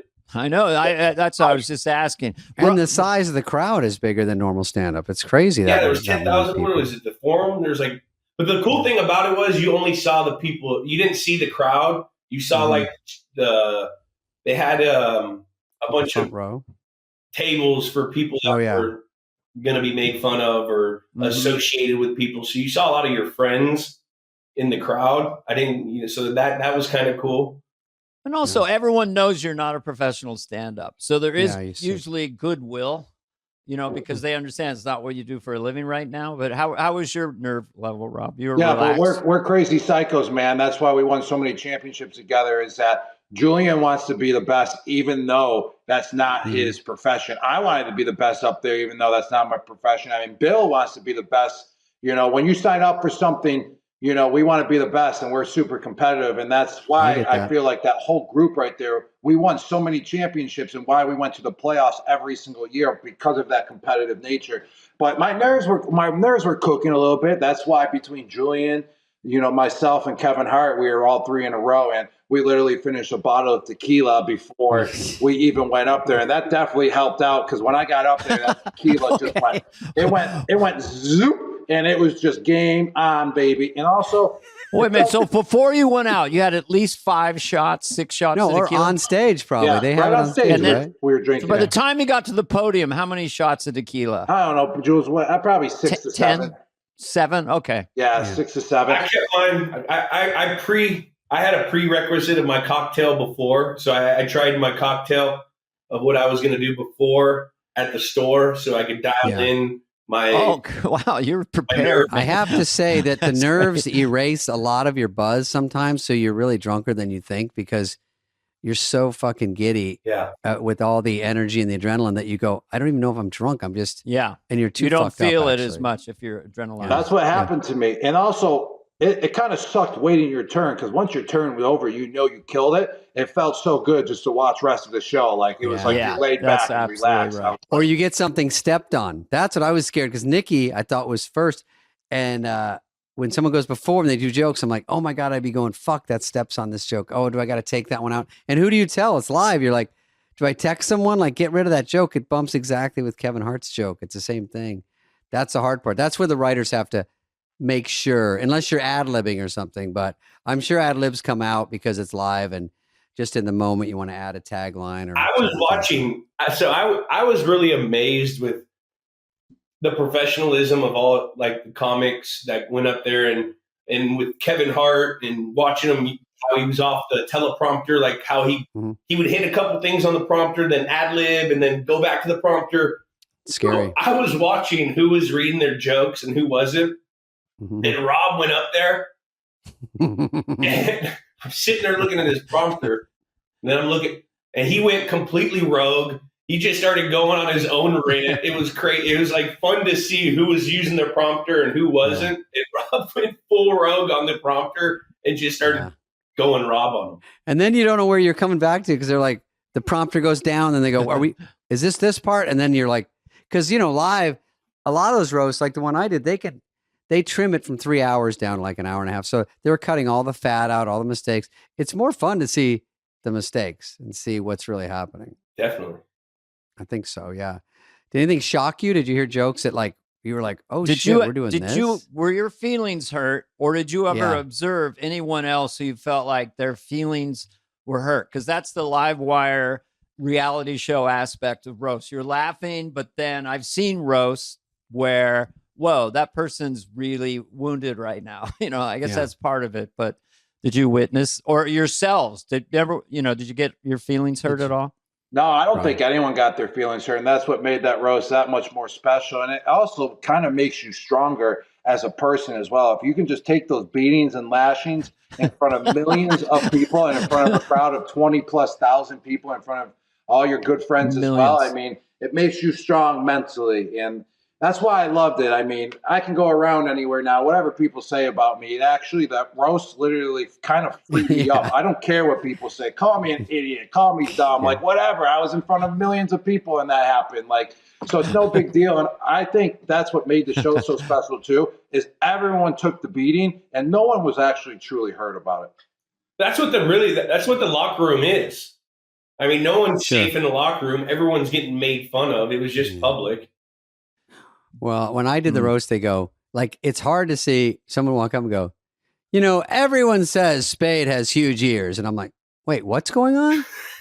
Wait, what does everyone say? Because you're never hearing everything people are saying. So when they start a joke with, I think we're all in agreement, and then it's like some horrible thing about you, and you go, and you're trying to brace like, oh, okay, that was too much. I'm going to mark that down. I got to talk to them after. I got to mark that one down because there's so many coming at you. You just go, holy shit. That's why I never did them for so long because I'm too much of a pussy to take it. It's just so out of left field. I think it's crazy to hear how you analyze the show. Like, we don't think about that. You guys are pros, so you're sitting there like, oh, he hit that, so I'm gonna fucking bring this to him. Oh, yeah. I want to go up early. Like that. I'm just reading off. That's a deal breaker. I go, put me up early because by the time like Andrew Schultz got on, he has great jokes, but it's hard to just get the effect when you've heard. You're numb by this point. Yeah. Nikki had the best spot there. I think she was third or fourth. Yeah. Kevin Hart warmed him up. A couple people were very good. It's cooking. Now. And then there's a wave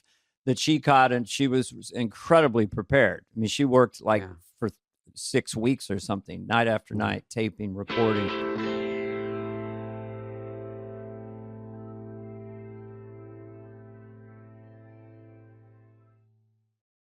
I have a question for you too. Oh boy. I saw this video of this girl, and she goes, I'm a furry. And then she goes, here's how I talk to my friends. So if I'm happy, I'm like, meow. If I'm angry, I go, meow. If I'm anyway, do you think that human beings that identify as cats are actually cats? I don't, but do you? I ran into someone who said my pronouns are they, them. And I said, my pronouns are what's up, motherfucker? Oh. Well, those are my pronouns. What's up, motherfucker? John's are poo-poo pee-pee. No. John's pronouns are did you they're fart? Sir and Lord. Sir Lord. Mine are fur and fur. Hey, sound effecty. I just know growing up, so what are your pronouns? I'd be, huh? Huh? What are your, I go, what? Oh. I don't know what you're talking about. Mm-hmm. So what do you call yourself? John. Listen, our transphobic much? Our viewers. No, I don't. It's like, what? I never thought about it. We for had 3 left. Second. Now there's 0. Uh-huh. All right. Well, I'd love to hear the end of that story sometime, I'm all John. for it. You apparently mock people who think they're a dog or a cat. I met a woman school with a litter box. Story. I had a date with a woman once, and she said she was a cat, and she opened her shirt, and she had 6 nipples. And I said, "Do you want to get spaded?" Picture, if you will, one John Lovitz on a date with a woman he finds very attractive. He will soon find out that she's a pussy cat. This is an imitation my friend would always do. This is a cat's butthole. Meow. Was he a comedian? How old are you? How old was he? 2? We've got to have a raspberry count. Anyone making this sound? We're probably double ditches. Ditches? Oh, and bitches. Okay. Well, John Lovitz has been our guest today. The debate was great last night. We'll say it again. Debate was great. Carvey doesn't identify as a cat. He identifies as a pussy. Ooh. John, for those listening, John is beside himself with joy. He's going in for the close-up with the big eyes and a huge grin. Huge grin. I'm doing my cat in the camera again. The Ring camera. David Spade has a disease. It's called smallpox. Let's end on that one. That's not bad. That's a pretty good one, John. I don't know how you think of this stuff. All right. Thanks, buddy. This has been a presentation of Odyssey. Superfly is executive produced by Dana Carvey and David Spade, Jenna Weiss-Berman of Odyssey, Heather Santoro, and Greg Holtzman. Hope you liked it. Ooh.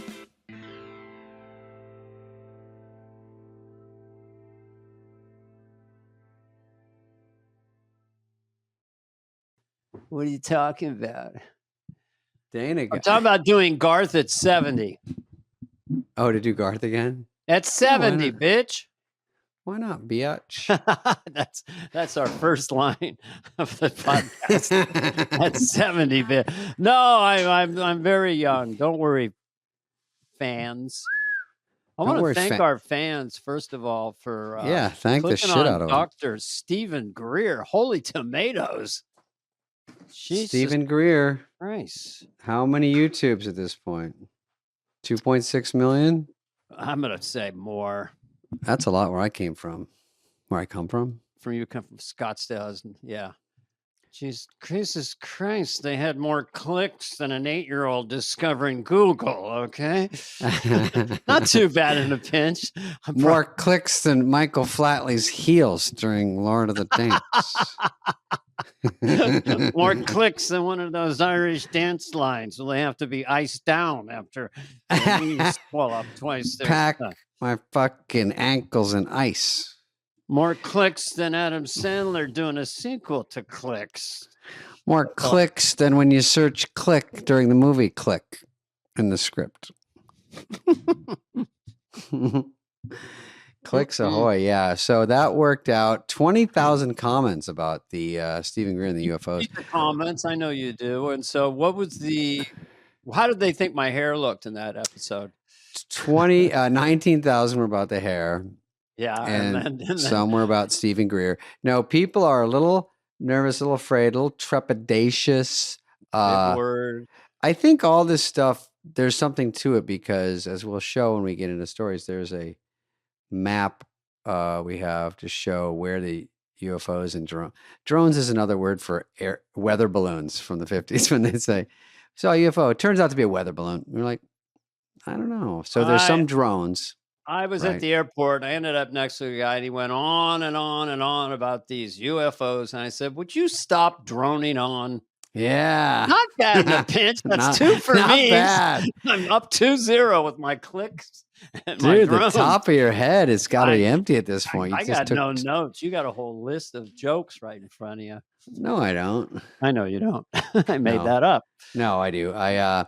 I have to say that it was very intriguing what he said. It was, there's little 10-minute chunks of answers with him, but he's got a lot of information in his head. So I think people sift through like we do. I understand that. That makes sense to me. Northrop Grumman, these places, a lot of these places have tons of money. No one's looking over here. They're building. So are these drones partially ours?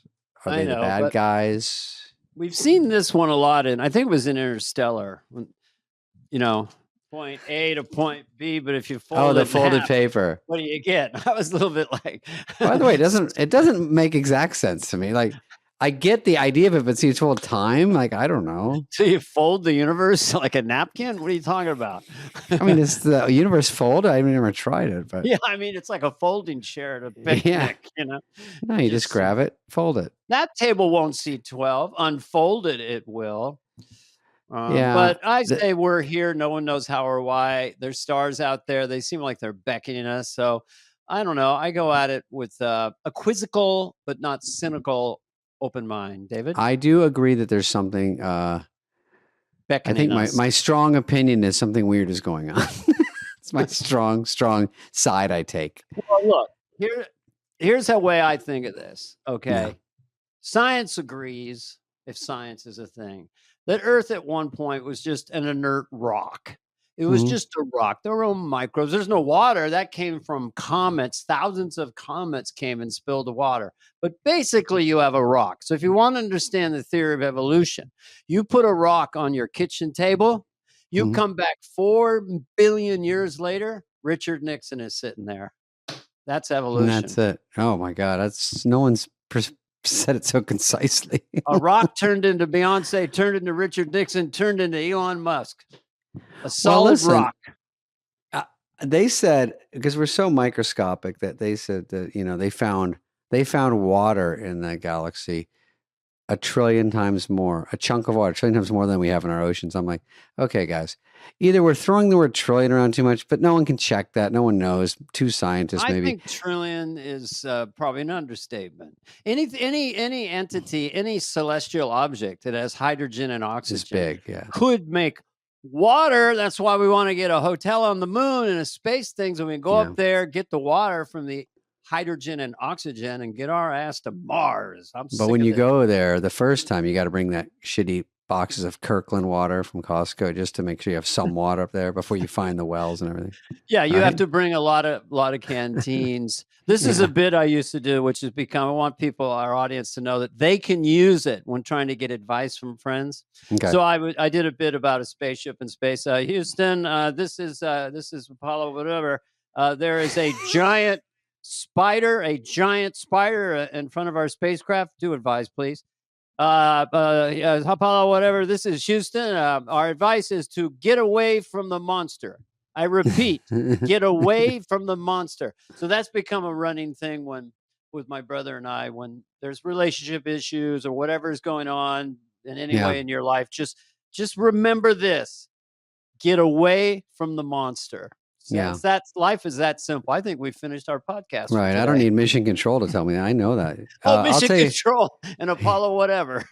Yeah, I like that bit. It's a little undercooked. It's like the place where they make the calls, then the space thing. Just trying to get to the advice is get away. Should I stay with this guy or this girl? And then you hear about him. My advice is to get away from the monster. I've run from some monsters. I will tell you, there's a lot of crazy weather. I don't know if this killer fog is real, the poison fog.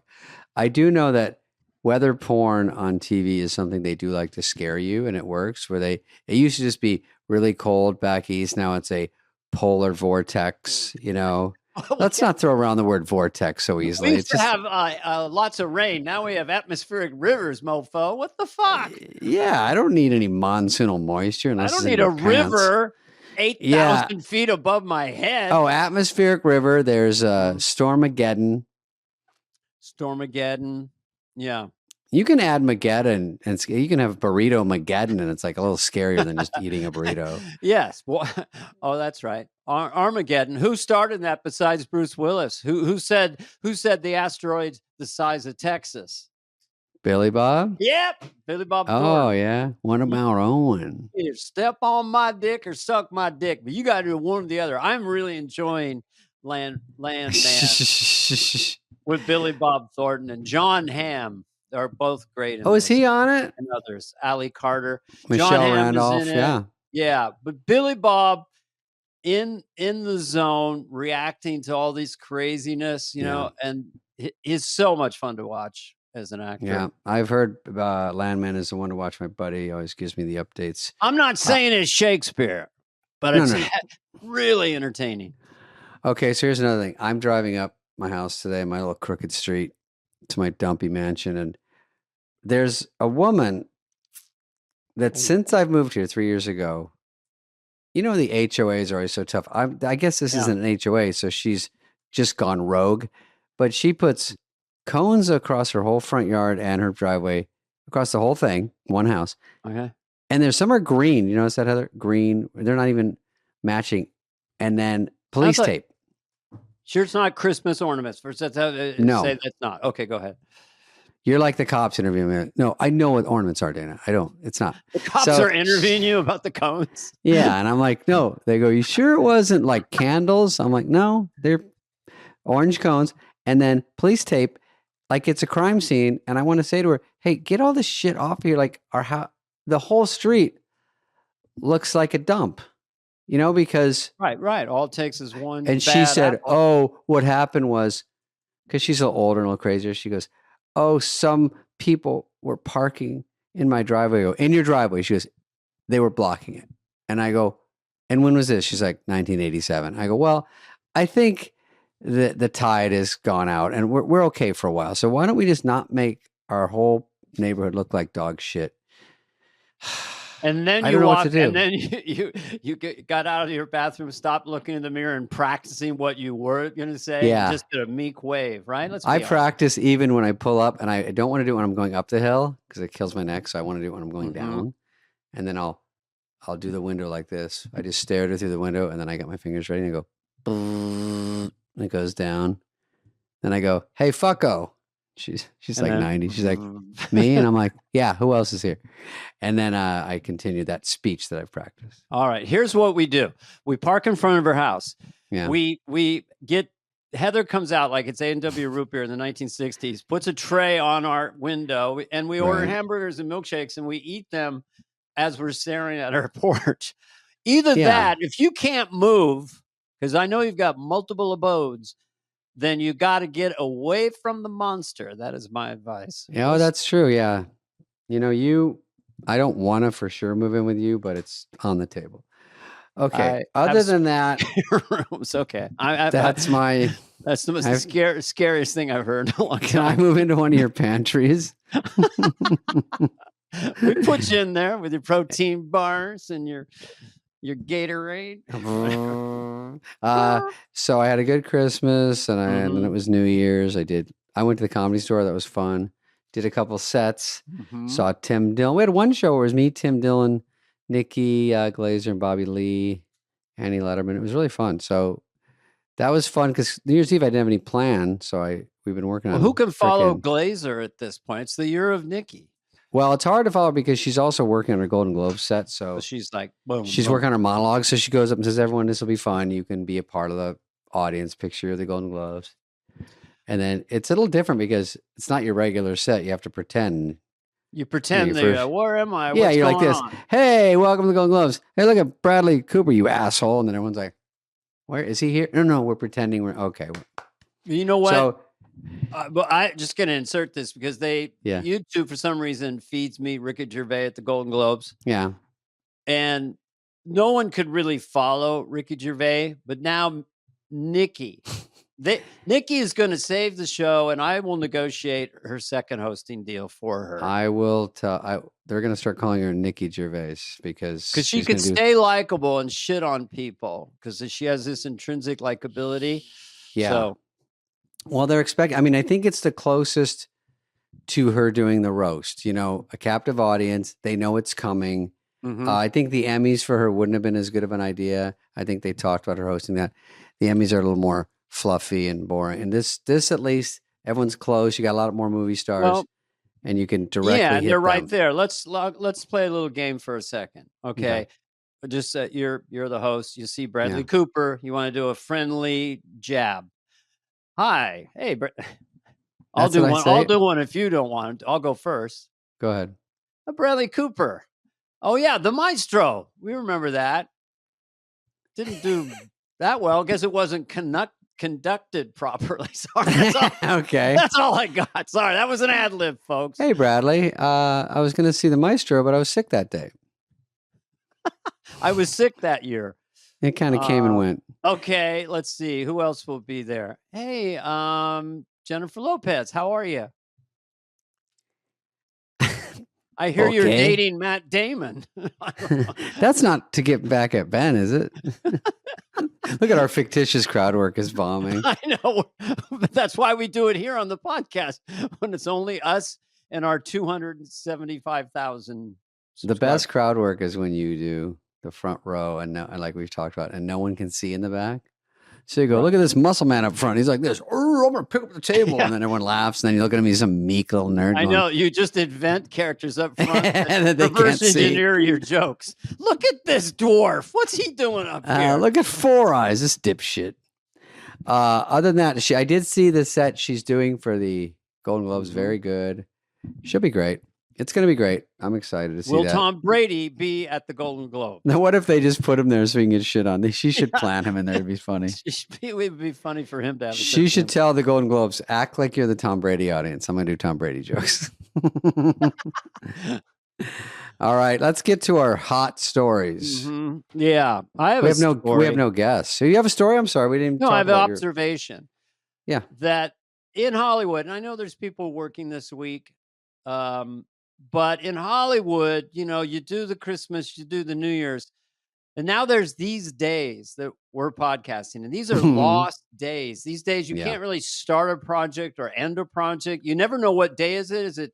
Is it Friday? Is it Sunday? What? Yeah, that's true. I'm completely disoriented. It just makes me really sad.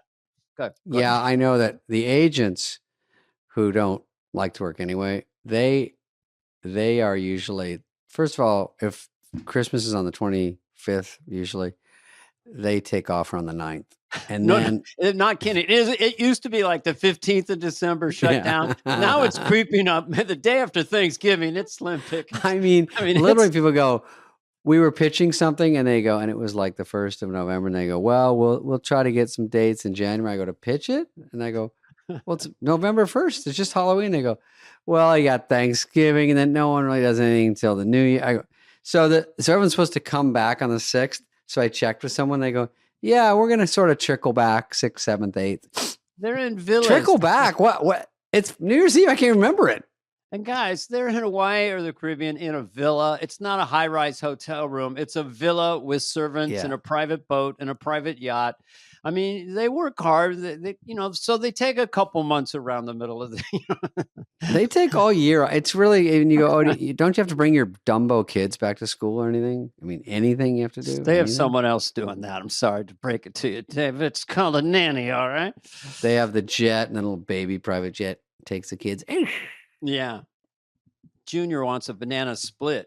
Crack to it. Make it, servant.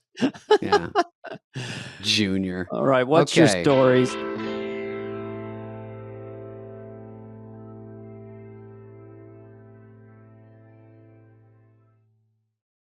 Okay. So you got to follow, tag BetMGM across all your socials. You know this. Are you serious? BetMGM. Yeah, wow. Wow. Wow.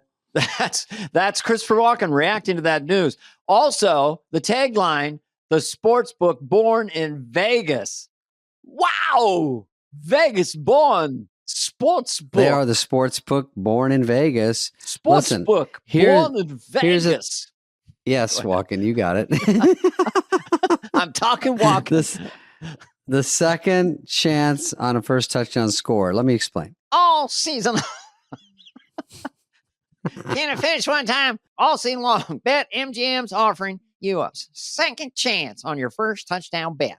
When a customer places a wager on the first touchdown score bet, and he does not score first, can it finish one time, but scores second, we will return 100% of their stake back in cash. BetMGM and GameSense remind you to play responsibly.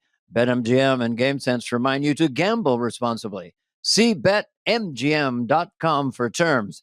21 plus only. This U.S. promotional offer not available in Ontario. Gambling problem, Dana? Call 1-800-GAMBLER. Available in the U.S. For New York, call 877-8-HOPE-NY or text HOPE-NY 467-369. For Arizona, call 1-800-NEXT-STEP. For Massachusetts, 1-800-327-5050. For Iowa, 1-800-BETS-OFF. For Puerto Rico, 1-800-981-0023. Subject to eligibility requirements in partnership with Kansas Crossing Casino and Hotel.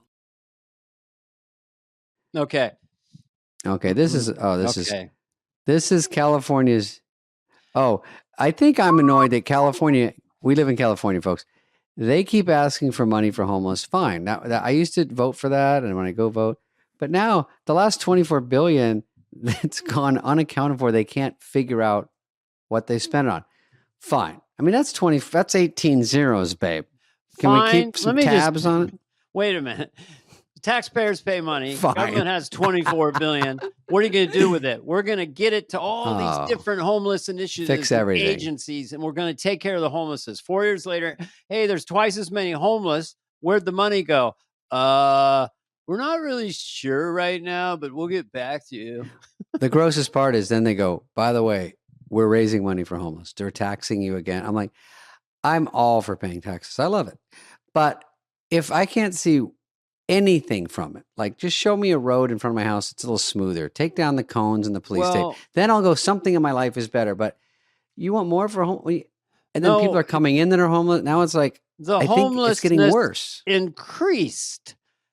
So if it's not the same. It's 24 billion and it's going up. I'm going to call it weird. And it feels like a business that something's going on where obviously we don't know about, because people forget it used to be millions of dollars that everything.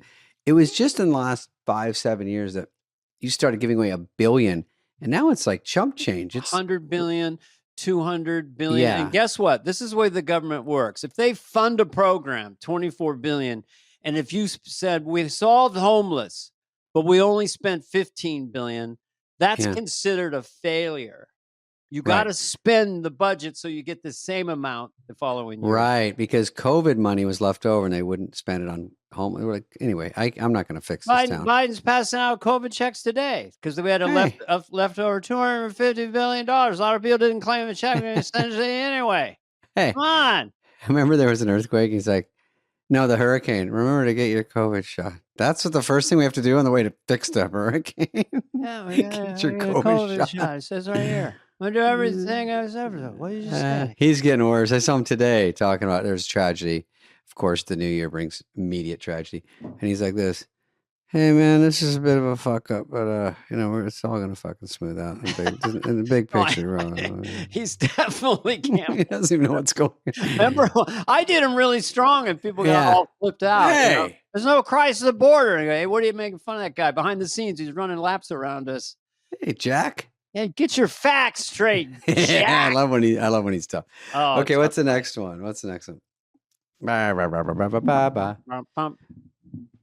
Kroger just rolled out surge pricing using facial recognition. Oh, okay. Play what this guy says. Okay.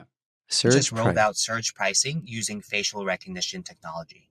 This means that Kroger has the ability to change the prices of their products depending on the image of the person buying them. Not to mention that most corporations already own a lot of our data. This means that depending on the image of the person buying the product, they could access our information and dictate that price. We can also use our image to determine how often we buy certain products and increase the price of that product. It could lead to discriminatory practices using AI as a scapegoat. It gets worse. People of different races, turn it down. They used to do it if you wore a Rolex or pulled up in a Bentley. But that guy, all I'll say about that guy, perfectly nice guy, but he could really, really play an AI robot in a movie without any makeup. He was very, is that guy AI? He looked very digital to me.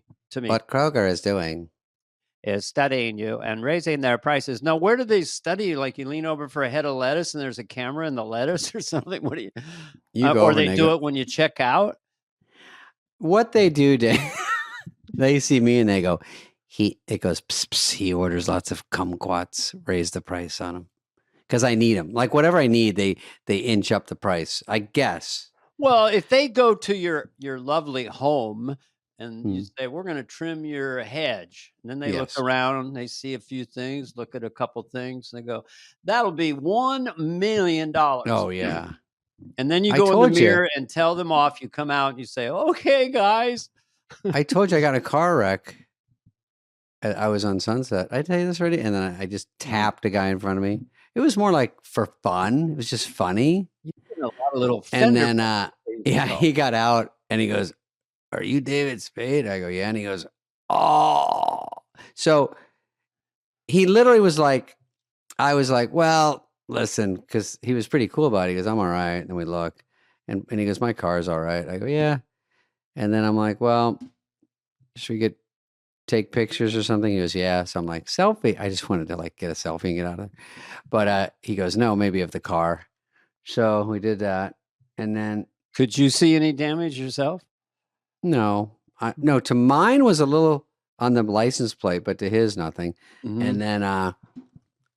And then I'm like, listen, let's get out of here. I mean, I guess we'll never know whose fault it is. Who's to say? Yeah. And he's like, well, you were behind me, so I guess it's yours. I'm like, sure. And then anyway, so don't hear from the guy for 2 weeks of Christmas. And then he's insurance contacted us and a lawyer. Really? Oh, because he's feeling a little sore? No, because he goes, his first question is, are you David Spade? So he tells someone that and they're like, oh, well, obviously you're going to sue him even though you're fine. He's like, oh, I mean, I guess. I don't love it. So is there a lawsuit or what? I mean, there's a lawyer involved now. I don't know what's going on precisely, but I don't like that. I feel like it's Kroger price gouging with me with the same.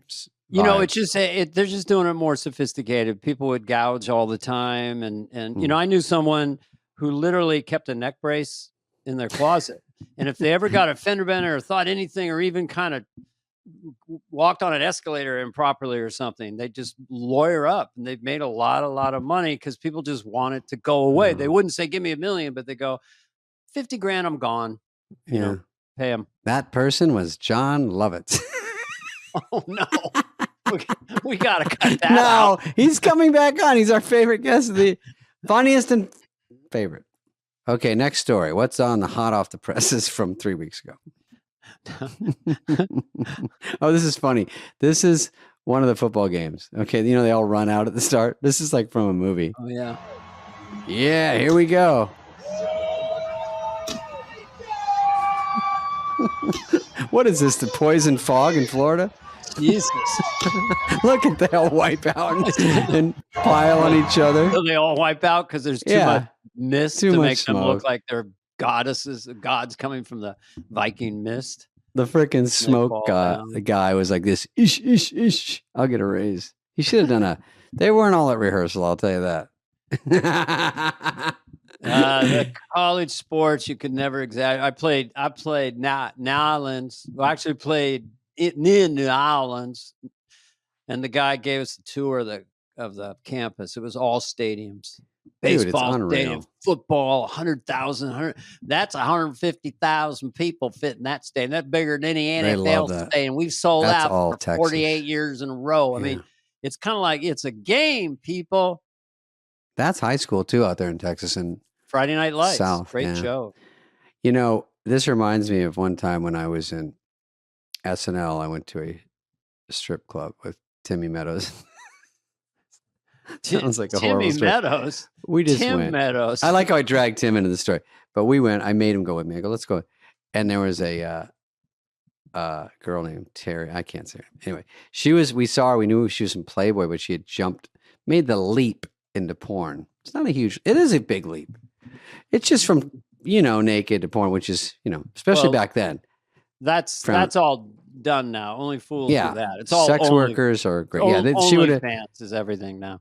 She had to go out there, listen, porn now is just on your phone, and the girl's like, I'll stay in my house. I wouldn't know.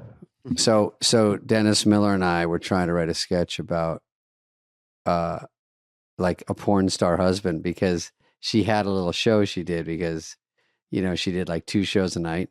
So she comes out and the guy's like, he's got like a little board. He's like this little smoke machine, a little puff of smoke comes out. She comes out. And then he's like this. He's got like light board like this. It's this big. He's like lights down and up, and then dish. And then it's like the cheapest. He's got a long ponytail. He's like, babe. And then afterwards, you get a Polaroid with her for $20. And he was like, I'll handle the money. I don't like the music choice. To me, the classic is like da da da da da da da da da da da da da da da. Yeah. I mean, that's classic. So the idea is going, No, he's trying to add music. He's trying to be the manager and the husband and the stage direction and the lighting. It was just all so lo-fi. Mm-hmm. And that was. I give him credit for trying, but OnlyFans is the shawty. I read about him in business sites about global business. It's up to $7 billion a year generated on OnlyFans. So, and anyone can go on there. By the way, they want comedians on there. They want to branch it out, but I don't want it all. Whitney Cummings is on there. Yeah, there was a woman she made about $1 million a year, and she's never naked or having sex or anything. She might be in her panties or I don't know, but it's soft. And then she talks to lonely fellas too. Yeah. So it's she's pretty cool. I like her. Yeah. Will I do it? I'll say maybe you'll see. I'll do it. Huh? Whitney's on a different. There's OnlyFans and OnlyFans TV. Well, she's on. Yeah, Whitney's OnlyFans is for comedy. Give Whitney time. She would laugh at that. Whitney did a good job at CNN roast. Did you see that? I heard about some funny jokes. Also, if I do OnlyFans, I'll just do carnival food, and I'll go click on this, and you'll see my corn dog. And then they click for $28, and then they go, "It's a real corn dog." I go, "That's what I said." I sakes, then you turn around, they see your Cinnabons, all right? How far is this metaphor going about the sexual proclivity of a man who's substituting Danish and circus snacks for their appendages? Proclivity. Hey, I know. I get smarter when I do, Dennis, if he's listening. get a big My turkey IQ leg. My IQ gets bigger. By the way, I just want real quick New Year's Real quick. resolution for David Spade, just so we can Mhm. do a viral thing. I know you got something locked and loaded. New Year's resolution, David Phineas Spade. What is mine? Yeah. You don't have to have one. I don't think I have any great ones. You I'm know, gonna try. your resolution is not to have a resolution. People go like that. Oh yeah. Yeah, I don't have any major ones. I'm just trying to I'm trying to use less than 22 hours a day on my phone. That's what my last report was, and I'm like, we got to pump them numbers up. My phone fucking beats me up every day. First of all, I had an Apple Watch. I lost it 10 years ago. Yeah. You almost close your circle. I'm not even clicking on anything. You could get there. You're behind actually. And then it says, congratulations, you beat last week's record. You're on your phone for 79 hours. Like that's reminding me. When it shows you how much phone usage, I walk away. I put the phone down. I turn it over. I go, I don't want to know. Have you done this where it says, hey, iPhone? Because they go, here's a story that's so interesting you'd like. And I go, all right. And I click on it. It goes, join the Wall Street Journal right now. And you can read it. I go, no. Don't bait and switch me that horse shit. I don't play that shit. They do a lot of clickbait on some of these sites like CNN. Like I'll click on a fucking thing. And then it's like, are you a subscriber? Join. Would you like to join for $1 a month? Good headline though, huh? What's it about? You want to know? Just put your email in. We'll give you a free one for a little bit. Okay, answer just live. Don't even think. Are these a positive for society or negative? Yes or no? Plus phones. Plus for humanity or minus? Plus. Okay, I know where your bread's buttered. What do you say? No, I don't know. I'm an analog man in a digital world. You know. Listen, I was doing fine with an abacus forever. Abacus. What's the next line joke for abacus? That's funny. I had one in the. Is that too old? I'm not sure what the substitute is between calculator. A calculator. There you go. I guess so. Yeah. Well, I was okay. I was writing notes. We were writing notes in class, and that's gone. And do those little fold-up napkins instead of texts. What were those things? You write things on them, and you do a little fold, and then you do a little puzzle or something. That's from before phones. What about an SNL one? Like Sarah Sherman's like, then I texted Lauren and said, "Why did my sketch get cut?" I'm like, "You text Lauren?" That floors me. As a cast member during the show. I'll try. Oh yeah, Lauren was giving notes when I did that Hunter Biden, and then we're all sitting there, and Lauren's got a microphone now, and he's like, "Cold open," and he starts reading, and then he goes, "Sarah, because she was like Matt Gaetz, maybe you got to face you're not in the light enough. Can you face more toward the middle?" And she goes, "I'll try." I'm like, "Yeah, how about yes, sir." I remember was that the show where he said, Dana, you look like you're reading the cards. And I said, I look like I'm reading the cards because I am reading the cards. I go, can Wally give it to me so I can just hold it? Well, it's a lot of fucking dialogue. I was doing Biden's on SNL. Just, here we go. And then I'd fall down or something. All of a sudden, that thing was written last minute. They did an incredible job, but it was a lot of traffic. I was not used to it. But, I got used to it a little bit because they were moving the cards. Inside baseball for the audience. There's a single shot of the church lady. They'd move the cards under there, and then they'd move them over there, and there was a little bit, where do I look at my single or do I look at the wide shot? And we needed more rehearsal to get that down. Sure. That ain't SNL. Of course. Because they go, Hunter Biden, right toward, they go, Hunter Biden, you deliver that one thing about Trump straight to camera. I go, all right. And then I did it, and after dress, they go, we're moving the camera, and we'll tell you where it is. You'll figure it out. And I'm like, I wouldn't count on me figuring it out. Why don't you just tell me? And then while Matt Gaetz is on, Wally's literally over there pointing and going like this. And I'm like, what does that mean? I'm on in 20 seconds. And then the guy goes, he says, it's changed now. You're looking at a different camera. I go, And what camera would that be? We're trying to look relaxed inside baseball. I'm trying to be the church lady interviewing Hunter Biden. We're trying to be relaxed, having a conversation. We're seeing like 9 cameras and 25 people nervously staring at us. Cue card guys waving cards and moving them around. Going the like audience this. behind them, wondering if they're going to laugh. They're looking at the monitor, look at us, look at the monitor. And the whole time, be relaxed, land your line, under rehearse. It's a fun job. All right, next story. Next story. Mm-hmm. Oh, yeah. Have you heard of leg surgery? Have you heard of leg? Turkey's where everything's happening. Everyone's getting hair transplants and leg surgery. So this is a guy who was me and the boys. Leg lengthening surgery. Leg lengthening. Yeah, I'm sorry. No, that's big. And they go to Turkey to do it, and it's very real. This is not a joke. So this says, excuse me. Me and the boys after we go to Turkey for leg lengthening surgery. This is an orthodontic surgeon. Okay, play the surgeon too. I want to hear what he says for a second. Me and the boys after going to Turkey to get leg lengthening surgery. Yeah, so this is a thing people Is this are doing fucking real? Look at their that. legs No, they lengthened, look. but No, it they're doesn't wearing change the size of your stilts. arms, guys. No. Me and the boys. I mean, but this is real in a way because they do it. I think these are too big, but they can do about 3 or 4 inches. They cut your leg in half and they insert metal things and then put it back together. It's like, just pretend you've been in an auto accident. Hey, well, how was that auto accident? Oh, I'm fine now. What I told people was, yeah, I just said, I'm writing a script. I need to be quiet for the next couple. Don't bother me. And then they go, where's the script? I go, what script is that? By the way, I'm 6'3". And they go, oh, in the script. I was Turkey.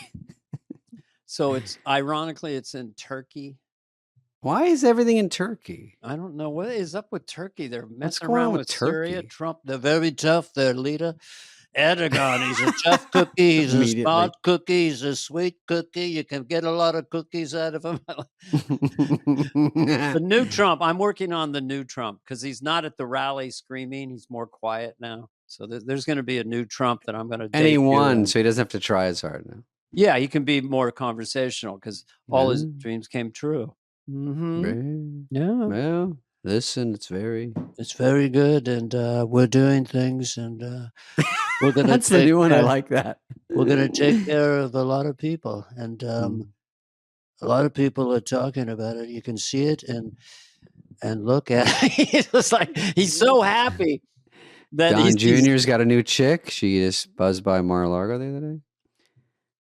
Don Jr. I know, they sent the girlfriend woman. They sent her to Greece. We're sending her to Greece. To Greece she's going. She was dating Don Jr. They were going to get married, but we're sending her to Greece. And she's in Greece. She's going to stay in Greece and be our ambassador to Greece. Send her to Turkey. Get some longer legs. I'd rather and come go to back. Greece. Get on an island, you know. Okay. Oh yeah, that doesn't sound like a bad deal. It's not exactly Alaska, so Antarctica. Mm-hmm. All right, next one. Mm-hmm. We're doing great, Dana. We're doing great. I'm so proud of us. Okay, you read this one. Construction of luxury ski resort in the Ukraine starts in the middle of Russian invasion. I never know what's going on with Ukraine. What is going on? That can't be real. Well, some of these things I see on Instagram, it's like Ukrainian nightclubs. Everyone's like, every girl's beautiful, and they're like, I'm like, what is going on? Well, maybe most of the war is this in the. Maybe it's on the outskirts or something. Not in the east, or toward Russia. Maybe it's on the way west in the mountains. I don't want to say they're flush with cash, but they do have probably a little extra laying around because how can you spend that much money? I don't know. It's a problem to get it spent safely and accurately and legally. Yeah. I say one word, fishy. I'll leave it at that. Well, the weird part is, and I'm just reading this off my phone, but the people who are in charge of the California homeless 25 happen to be the Committee to Free Ukraine. It was Ukrainian. The same accountants. Same accountants from Ukraine were working in California. Good Can night. we fire those accountants? I don't think they're nailing We're it. going to stop it. We're going to stop the war Ugh, very jeez, fast. It's Peasel. going to take 1 minute. I'm going to do it in less I than like when he 60 goes, one phone call, war over. What's the phone call? No. No, we're dealing with tough cookies. These are tough. More cookies. These cookies are tough, and you gotta hand it to him. He's a tough cookie. He's a smart cookie. But I'm telling you what, we got cookies too. He asked me. He said, "Do you accept cookies?" I knew that. Let me ask you and our fans a question, please. 100 times a day, they say, "Can we have your location or not?" Is that true? That's what mine is. Yeah, can we have your location? Allow it or not allow it? Why do they want it so bad? First of all, they know where it is. Uber comes to get me. Everyone knows. Then I go, hey, how far is it from, I said the other day, like Syracuse to Naples, Florida? And they go, you'll have to give me your location. I go, you don't need it. How many miles is it? No, give us your location. Just go to settings. It's so easy. I go, it doesn't matter. What's the temperature there? Well, give us your location. We'll tell you what it is over there. I go, fucking Siri and I go at it. Guess what's the latest is? Because I was somewhere I was looking for movie theaters. We'd like to have your precise location. I'm sorry, what? Like which part of the house are you in? Yeah, precise location is the latest one. But when I say you're not allowed to have my location, then the Wi-Fi sucks and I can't. The service goes shitty. Then I go allow it, and I notice it's better. They get what they want. But you want to make your life easy? Just say yes to everything in your life. Say allow if you want to have good Wi-Fi in your life. If you want to be a smart cookie, a good cookie, any kind of cookie. Yeah, I'm telling you, Suri's been a real twat. I hate to use that kind of language. All right, what's the next one? Seriously? Siri has been.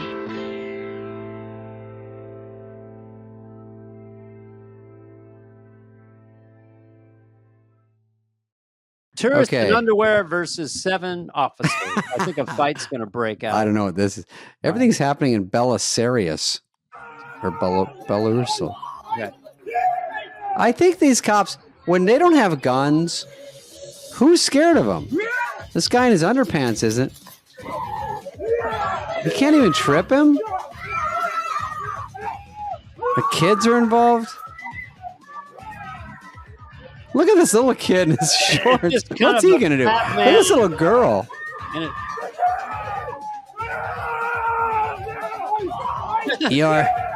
Your wrestling is useless. Tase him. I mean, look at Spade. I can't take him down. He's so angry that he's got a superpower anger strength. Why is he mad? And what is he on? And give me it. Underwear. He's terrorizing the cop. The underpants burglar is back. Listen. You got to see that. Click on that, if you will, if you're listening to this in your car. A man. It sounds worse than it is. In his underpants, he's kind of a heavy-set bald man, is terrorizing dozens of people as police officers don't know what to do. He's really doing nothing. He's not shooting up the place. He's just screaming, and running around screaming. And there's kids. I would be too. I'd be like, hey, dude, beat it. Like, don't scream around kids, dipshit. To me, that's just another Saturday when I was a kid. Another Saturday in Belarus. What's it called? In Belarus tonight, Gerald Ford. What's it called, Heather? Belarus, people, look at you. Belarus, can you do the fandango? Belarus, could you do the fandango? Thunderbolts and lightning. What movie is that from? Wayne's World. Did you hurt your neck in that? Little sore. You know, we had Penelope, and Chris and I did it in a scene, and I think Black Sheep, and she goes, shake your head more. I go, I can't. It's too painful because Chris has like no bones in his head. He's like, he was like Gumby. Yeah, he could just. I'm like, I can't. Just no one's looking at me. No hours of this. You were really doing the same thing. Dun dun dun dun dun. We were doing it not different music. It wasn't exact ripped off, but it was like just some hard metal or something. But it kills your neck. I would never do it today. Never. You know, you just get in a way where you fake it. Like there's this heavy metal band, German, Rammstein, and the lead singer, he's this hulking German guy. Das heißt dus Brust. Eins, zwei, drei, vier. And it feels like he's getting a little older now, but he wants to do that big old with the head. Flip their hair around. He kind of gets in a low squat, and he's sort of more moving his shoulders than the head, you know? There's ways to fake it to make you. We'll talk about it for your next. When's your special come out? By the way, April. By the way, Busboys I haven't even looked Bus at that. Boys, the new movie that's going into production. Can I announce that? Yeah, we're going the 10th of January. It's coming up. Theo Vaughn and David 1 Spade week. are the Bus The Boys. Bus Boys. By the way, I bring it up because I forgot that I'd probably have to carry bus tubs. And I go, how many styrofoam ones do we have on the set with fake pretend paper glasses? And they're like, dude, are you joking? I'm like, Theo's a strong one. I go, no, you better have. Didn't you write this? I'm like, I know, but I didn't really think. Well, are you clearing a table with a tray and carrying it like that? I mean, you know how it is. Like when I'm a bus boy, they have all these posters in the back, like lift with your legs, look straight up. I'm like, yeah, when you're out in the field, like I am, boots in the ground, you know, Dana, you're like, there's a kettle, a pitcher of water, rip your back. There's a pot of coffee, rip your back, lever arm, ripping neck, scalenes, SCMs. I had to take giant things of hot, because I cleaned pots, gigantic pots that weigh a freaking ton. And then I would spill the water out. But one time it went on my left wrist and it hurt for 20 years. 20 years it hurt. Finally got rid of it by doing exercises on it. Little, you know, but yeah, I hurt myself do them too. a lot. Whoops. Okay. No one wants to see anyone do that signal if they're over 12. Remember, I used to be embarrassed to go, Mom, it's so dry in Arizona. When you're at the store, can you pick up some Jergens? No. Do you remember Jergens? Yeah. Lotion? We called it Jergens. Jergens, and that was. I think the commercial should have said that. Also, there was rose milk. Gross. I was at the lake with some buddies doing like a guys weekend, and my brother loves beef jerky, so he did this joke of probably 500-600 times. He'd have the beef jerky, he'd hold it up to you and say, jerk. That was every time. That would kill? Jerk. And it would kill in the room. Well, we had a couple pops, you know. Yeah. I'm happy Give me some fucking wobbly pops. Just all beer, you know. Yeah. Lager beer. No harm done. Mm-hmm. All right, we can keep going. Let's go another one. This is so entertaining. Okay, I'll read it. There's a woman. We always read them because people listen to it. Driving. Okay, there's a woman sitting on a commode, dressed. Yeah. 3 unusual benefits to getting rid of toilet paper and using a family cloth instead. I have not heard about this. I did not know this. Go ahead. What is she doing? About this. Let's go. Okay, there's no more toilet paper. She's got like a rag. A rag instead, and she's gonna wipe her bottom. Is that it? You save $465 a month. Well, do you rinse it out after each usage, or do you hand it to the next guy? So it's just a face rag, and then you wipe your behind, and then I don't know. I don't love it. A better video. You wash them and reuse them, but I've seen one where a little kid goes, "You wash that one, but it's still dirty." She goes, "It's okay." It's okay. Completely stained up. Covered in skitters. Well, I don't know if I want to use it second, third, fourth, fifth. You know, and well, I have a personal experience with this. Goes back a few years. I'm 4 years old. I get up before everybody. Poopity time. There's no toilet paper, so I do use a little hand towel. And being 4 years old, I put it back on the rack with full Monty. So then later on, my dad comes out. Oh, Jesus Christ, what's this? So I had to get in the living room. He made me go get his belt. I had to grab my ankles, and all my siblings gathered around. And he asked, how many? And I got a nice little whooping. It's a show like Gladiator. Yeah. How many should he get? Yeah. Everyone's like 1,000, 1,000,000. He's like, keep it within reason. My other poo. Do you want to hear my other poo story? It's 30 seconds. Well, I do know I had to pick the belt once when my dad showed up once a year to give me a spanking. Did he snap it? Go get the belt. I'm like, and then I got a drink. I go, you want a belt of whiskey? And he's like, nice try. I'm like, no, later on, I'll go back there for 10 minutes. Because I couldn't find it, dude. He forgot. What did I need it for? Oh, yeah, that's great. Okay, what's your other poop story? Hurry. My dad did not like to stop. So when we're driving in the station wagon in Montana, once you get going, you just keep going. You know, I got to go. Oh, Jesus Christ, you can go and win a mucka. And again, I'm 3 or 4, poo my pants, get to the Uncle Jack's house. He goes, "Hey, something my smells pants. coming out of the car." I go in the bathroom, take down my drawers, and I see the whole Drawers. situation. The only way to get clear is to get the underwear and get rid of them. You can't flush them, can't put them in the thing. So what I did was I crumpled up soiled underwear and I climbed. There was a window that I climbed out of, went in the backyard, dug a hole with my hands, and buried the underwear. Your underpants? I buried my underpants. Now, your words, not mine. You took off your soiled drawers, climbed out a window, and buried your underpanties. Is that your testimony? What grew? A poop tree? No, 10 years later. They sold the house and some people were about to buy it, but then they went over there and they were kind of decayed and archaic, like a fossil thing. And dude, this is the grossest fucking. I'm sorry. I've really turned. No, I don't care. I like quiz, Pop quiz. Best movie of 2024. For real? Look at this. We'll get myself. I like your thumbs up. Oh, look at that. Yeah, is Heather doing that?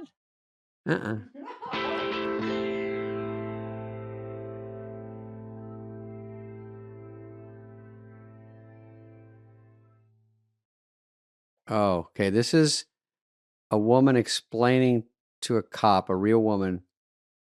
She wants money for something. I can't remember. Go ahead. Let me see. I gave her a 20 and she didn't give me nothing. Why did she owe you $20? $20 bill. I gave her a $20 bill. For what? For anything. I don't care. Whatever it's for, but she can give me my money back if she ain't going to do nothing with it. Okay, were you planning to buy some drugs yes, or something? Was. What kind of drugs were you wanting to buy? Rock.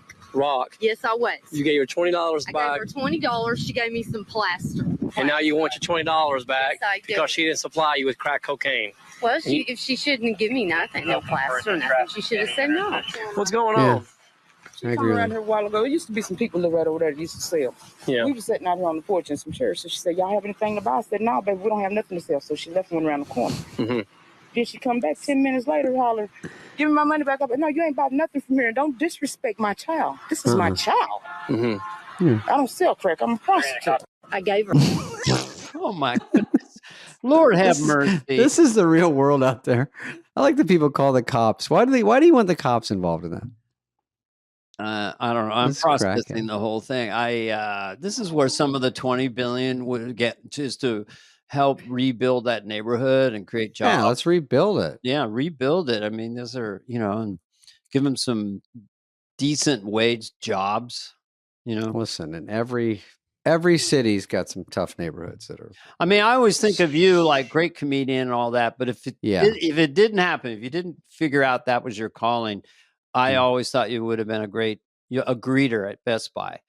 Male prostitute? No, at Best Buy. Oh, a greeter? At Best Buy, you would sit up and I would probably be pretty good. Hey, welcome to Best Buy. Can I, you would have been just great at that. Relax. Is that the one where I have a blue shirt? You'd have some kind of shirt or maybe red or some kind of. Is Best Buy a blue shirt? I think so. Blue and yellow. I could do. Yeah, I like yellow that. are the colors. I would like that. I would do that. If I didn't do this, I always feel for people because I don't know. I have absolutely no skills, none. Well, I always thought, because I majored in broadcasting, communication arts, what a goofy degree. A lot of people do. Well, maybe I could be an AM or an FM DJ. A radio announcer. A DJ. Yeah, that's good. In a small, like in Santa Rosa or Fresno. This is the Dane Rock. I used to do this joke where let's see, what was it? It's like, it's 2:19 in the city, 2:24 on the Dane Rock.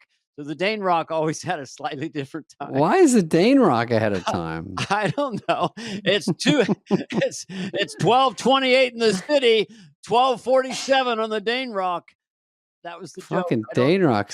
It's just so happening or something. It was just Dana. Dana has a FM, called the Dane Rock. Yours would have been it's Spudley time in Spudville. I'm your host, David Spader.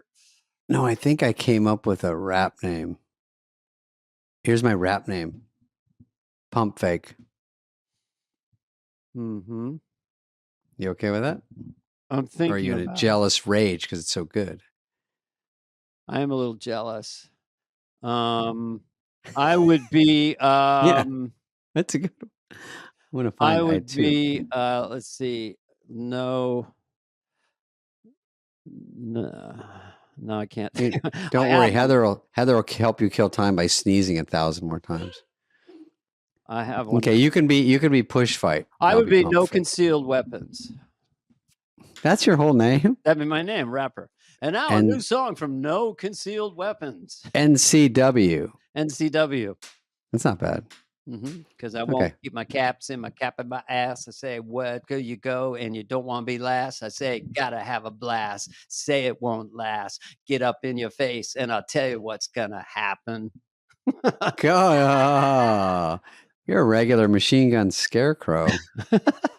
No, he's good. Good, very snappy tune. You got a toe tapper.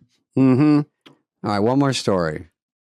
I got a million things to do, Dan. Take it. I don't know if we end with this. This is a fun Christmas story. Indonesia's old Christmas tradition of kidnapping the naughty kids. Look at this. I like Christmas music. There's uncles grabbing kids and stuffing them in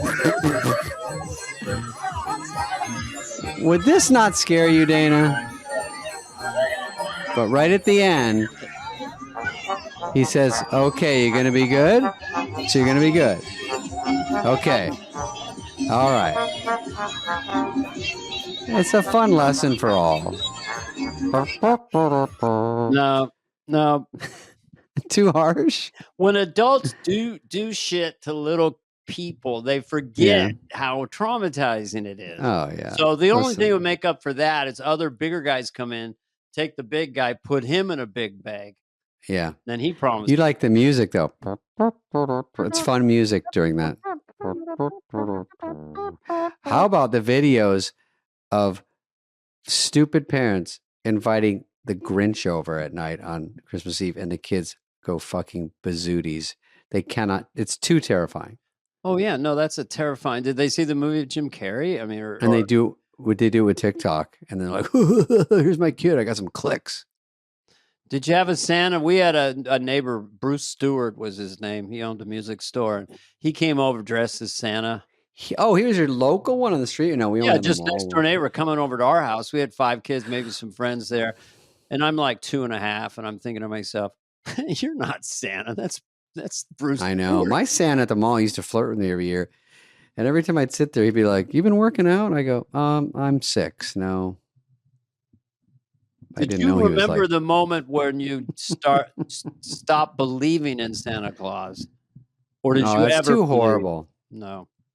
Because I had to go home. It's always a kid at school wanting to ruin it for everyone, and I can't stand it. See, the last of your innocence is believing in Santa. I don't remember believing, but I must. Oh, you never did? I don't remember, but I might have at 2. When do you go back to? I go back to 3, maybe. First memory, 3.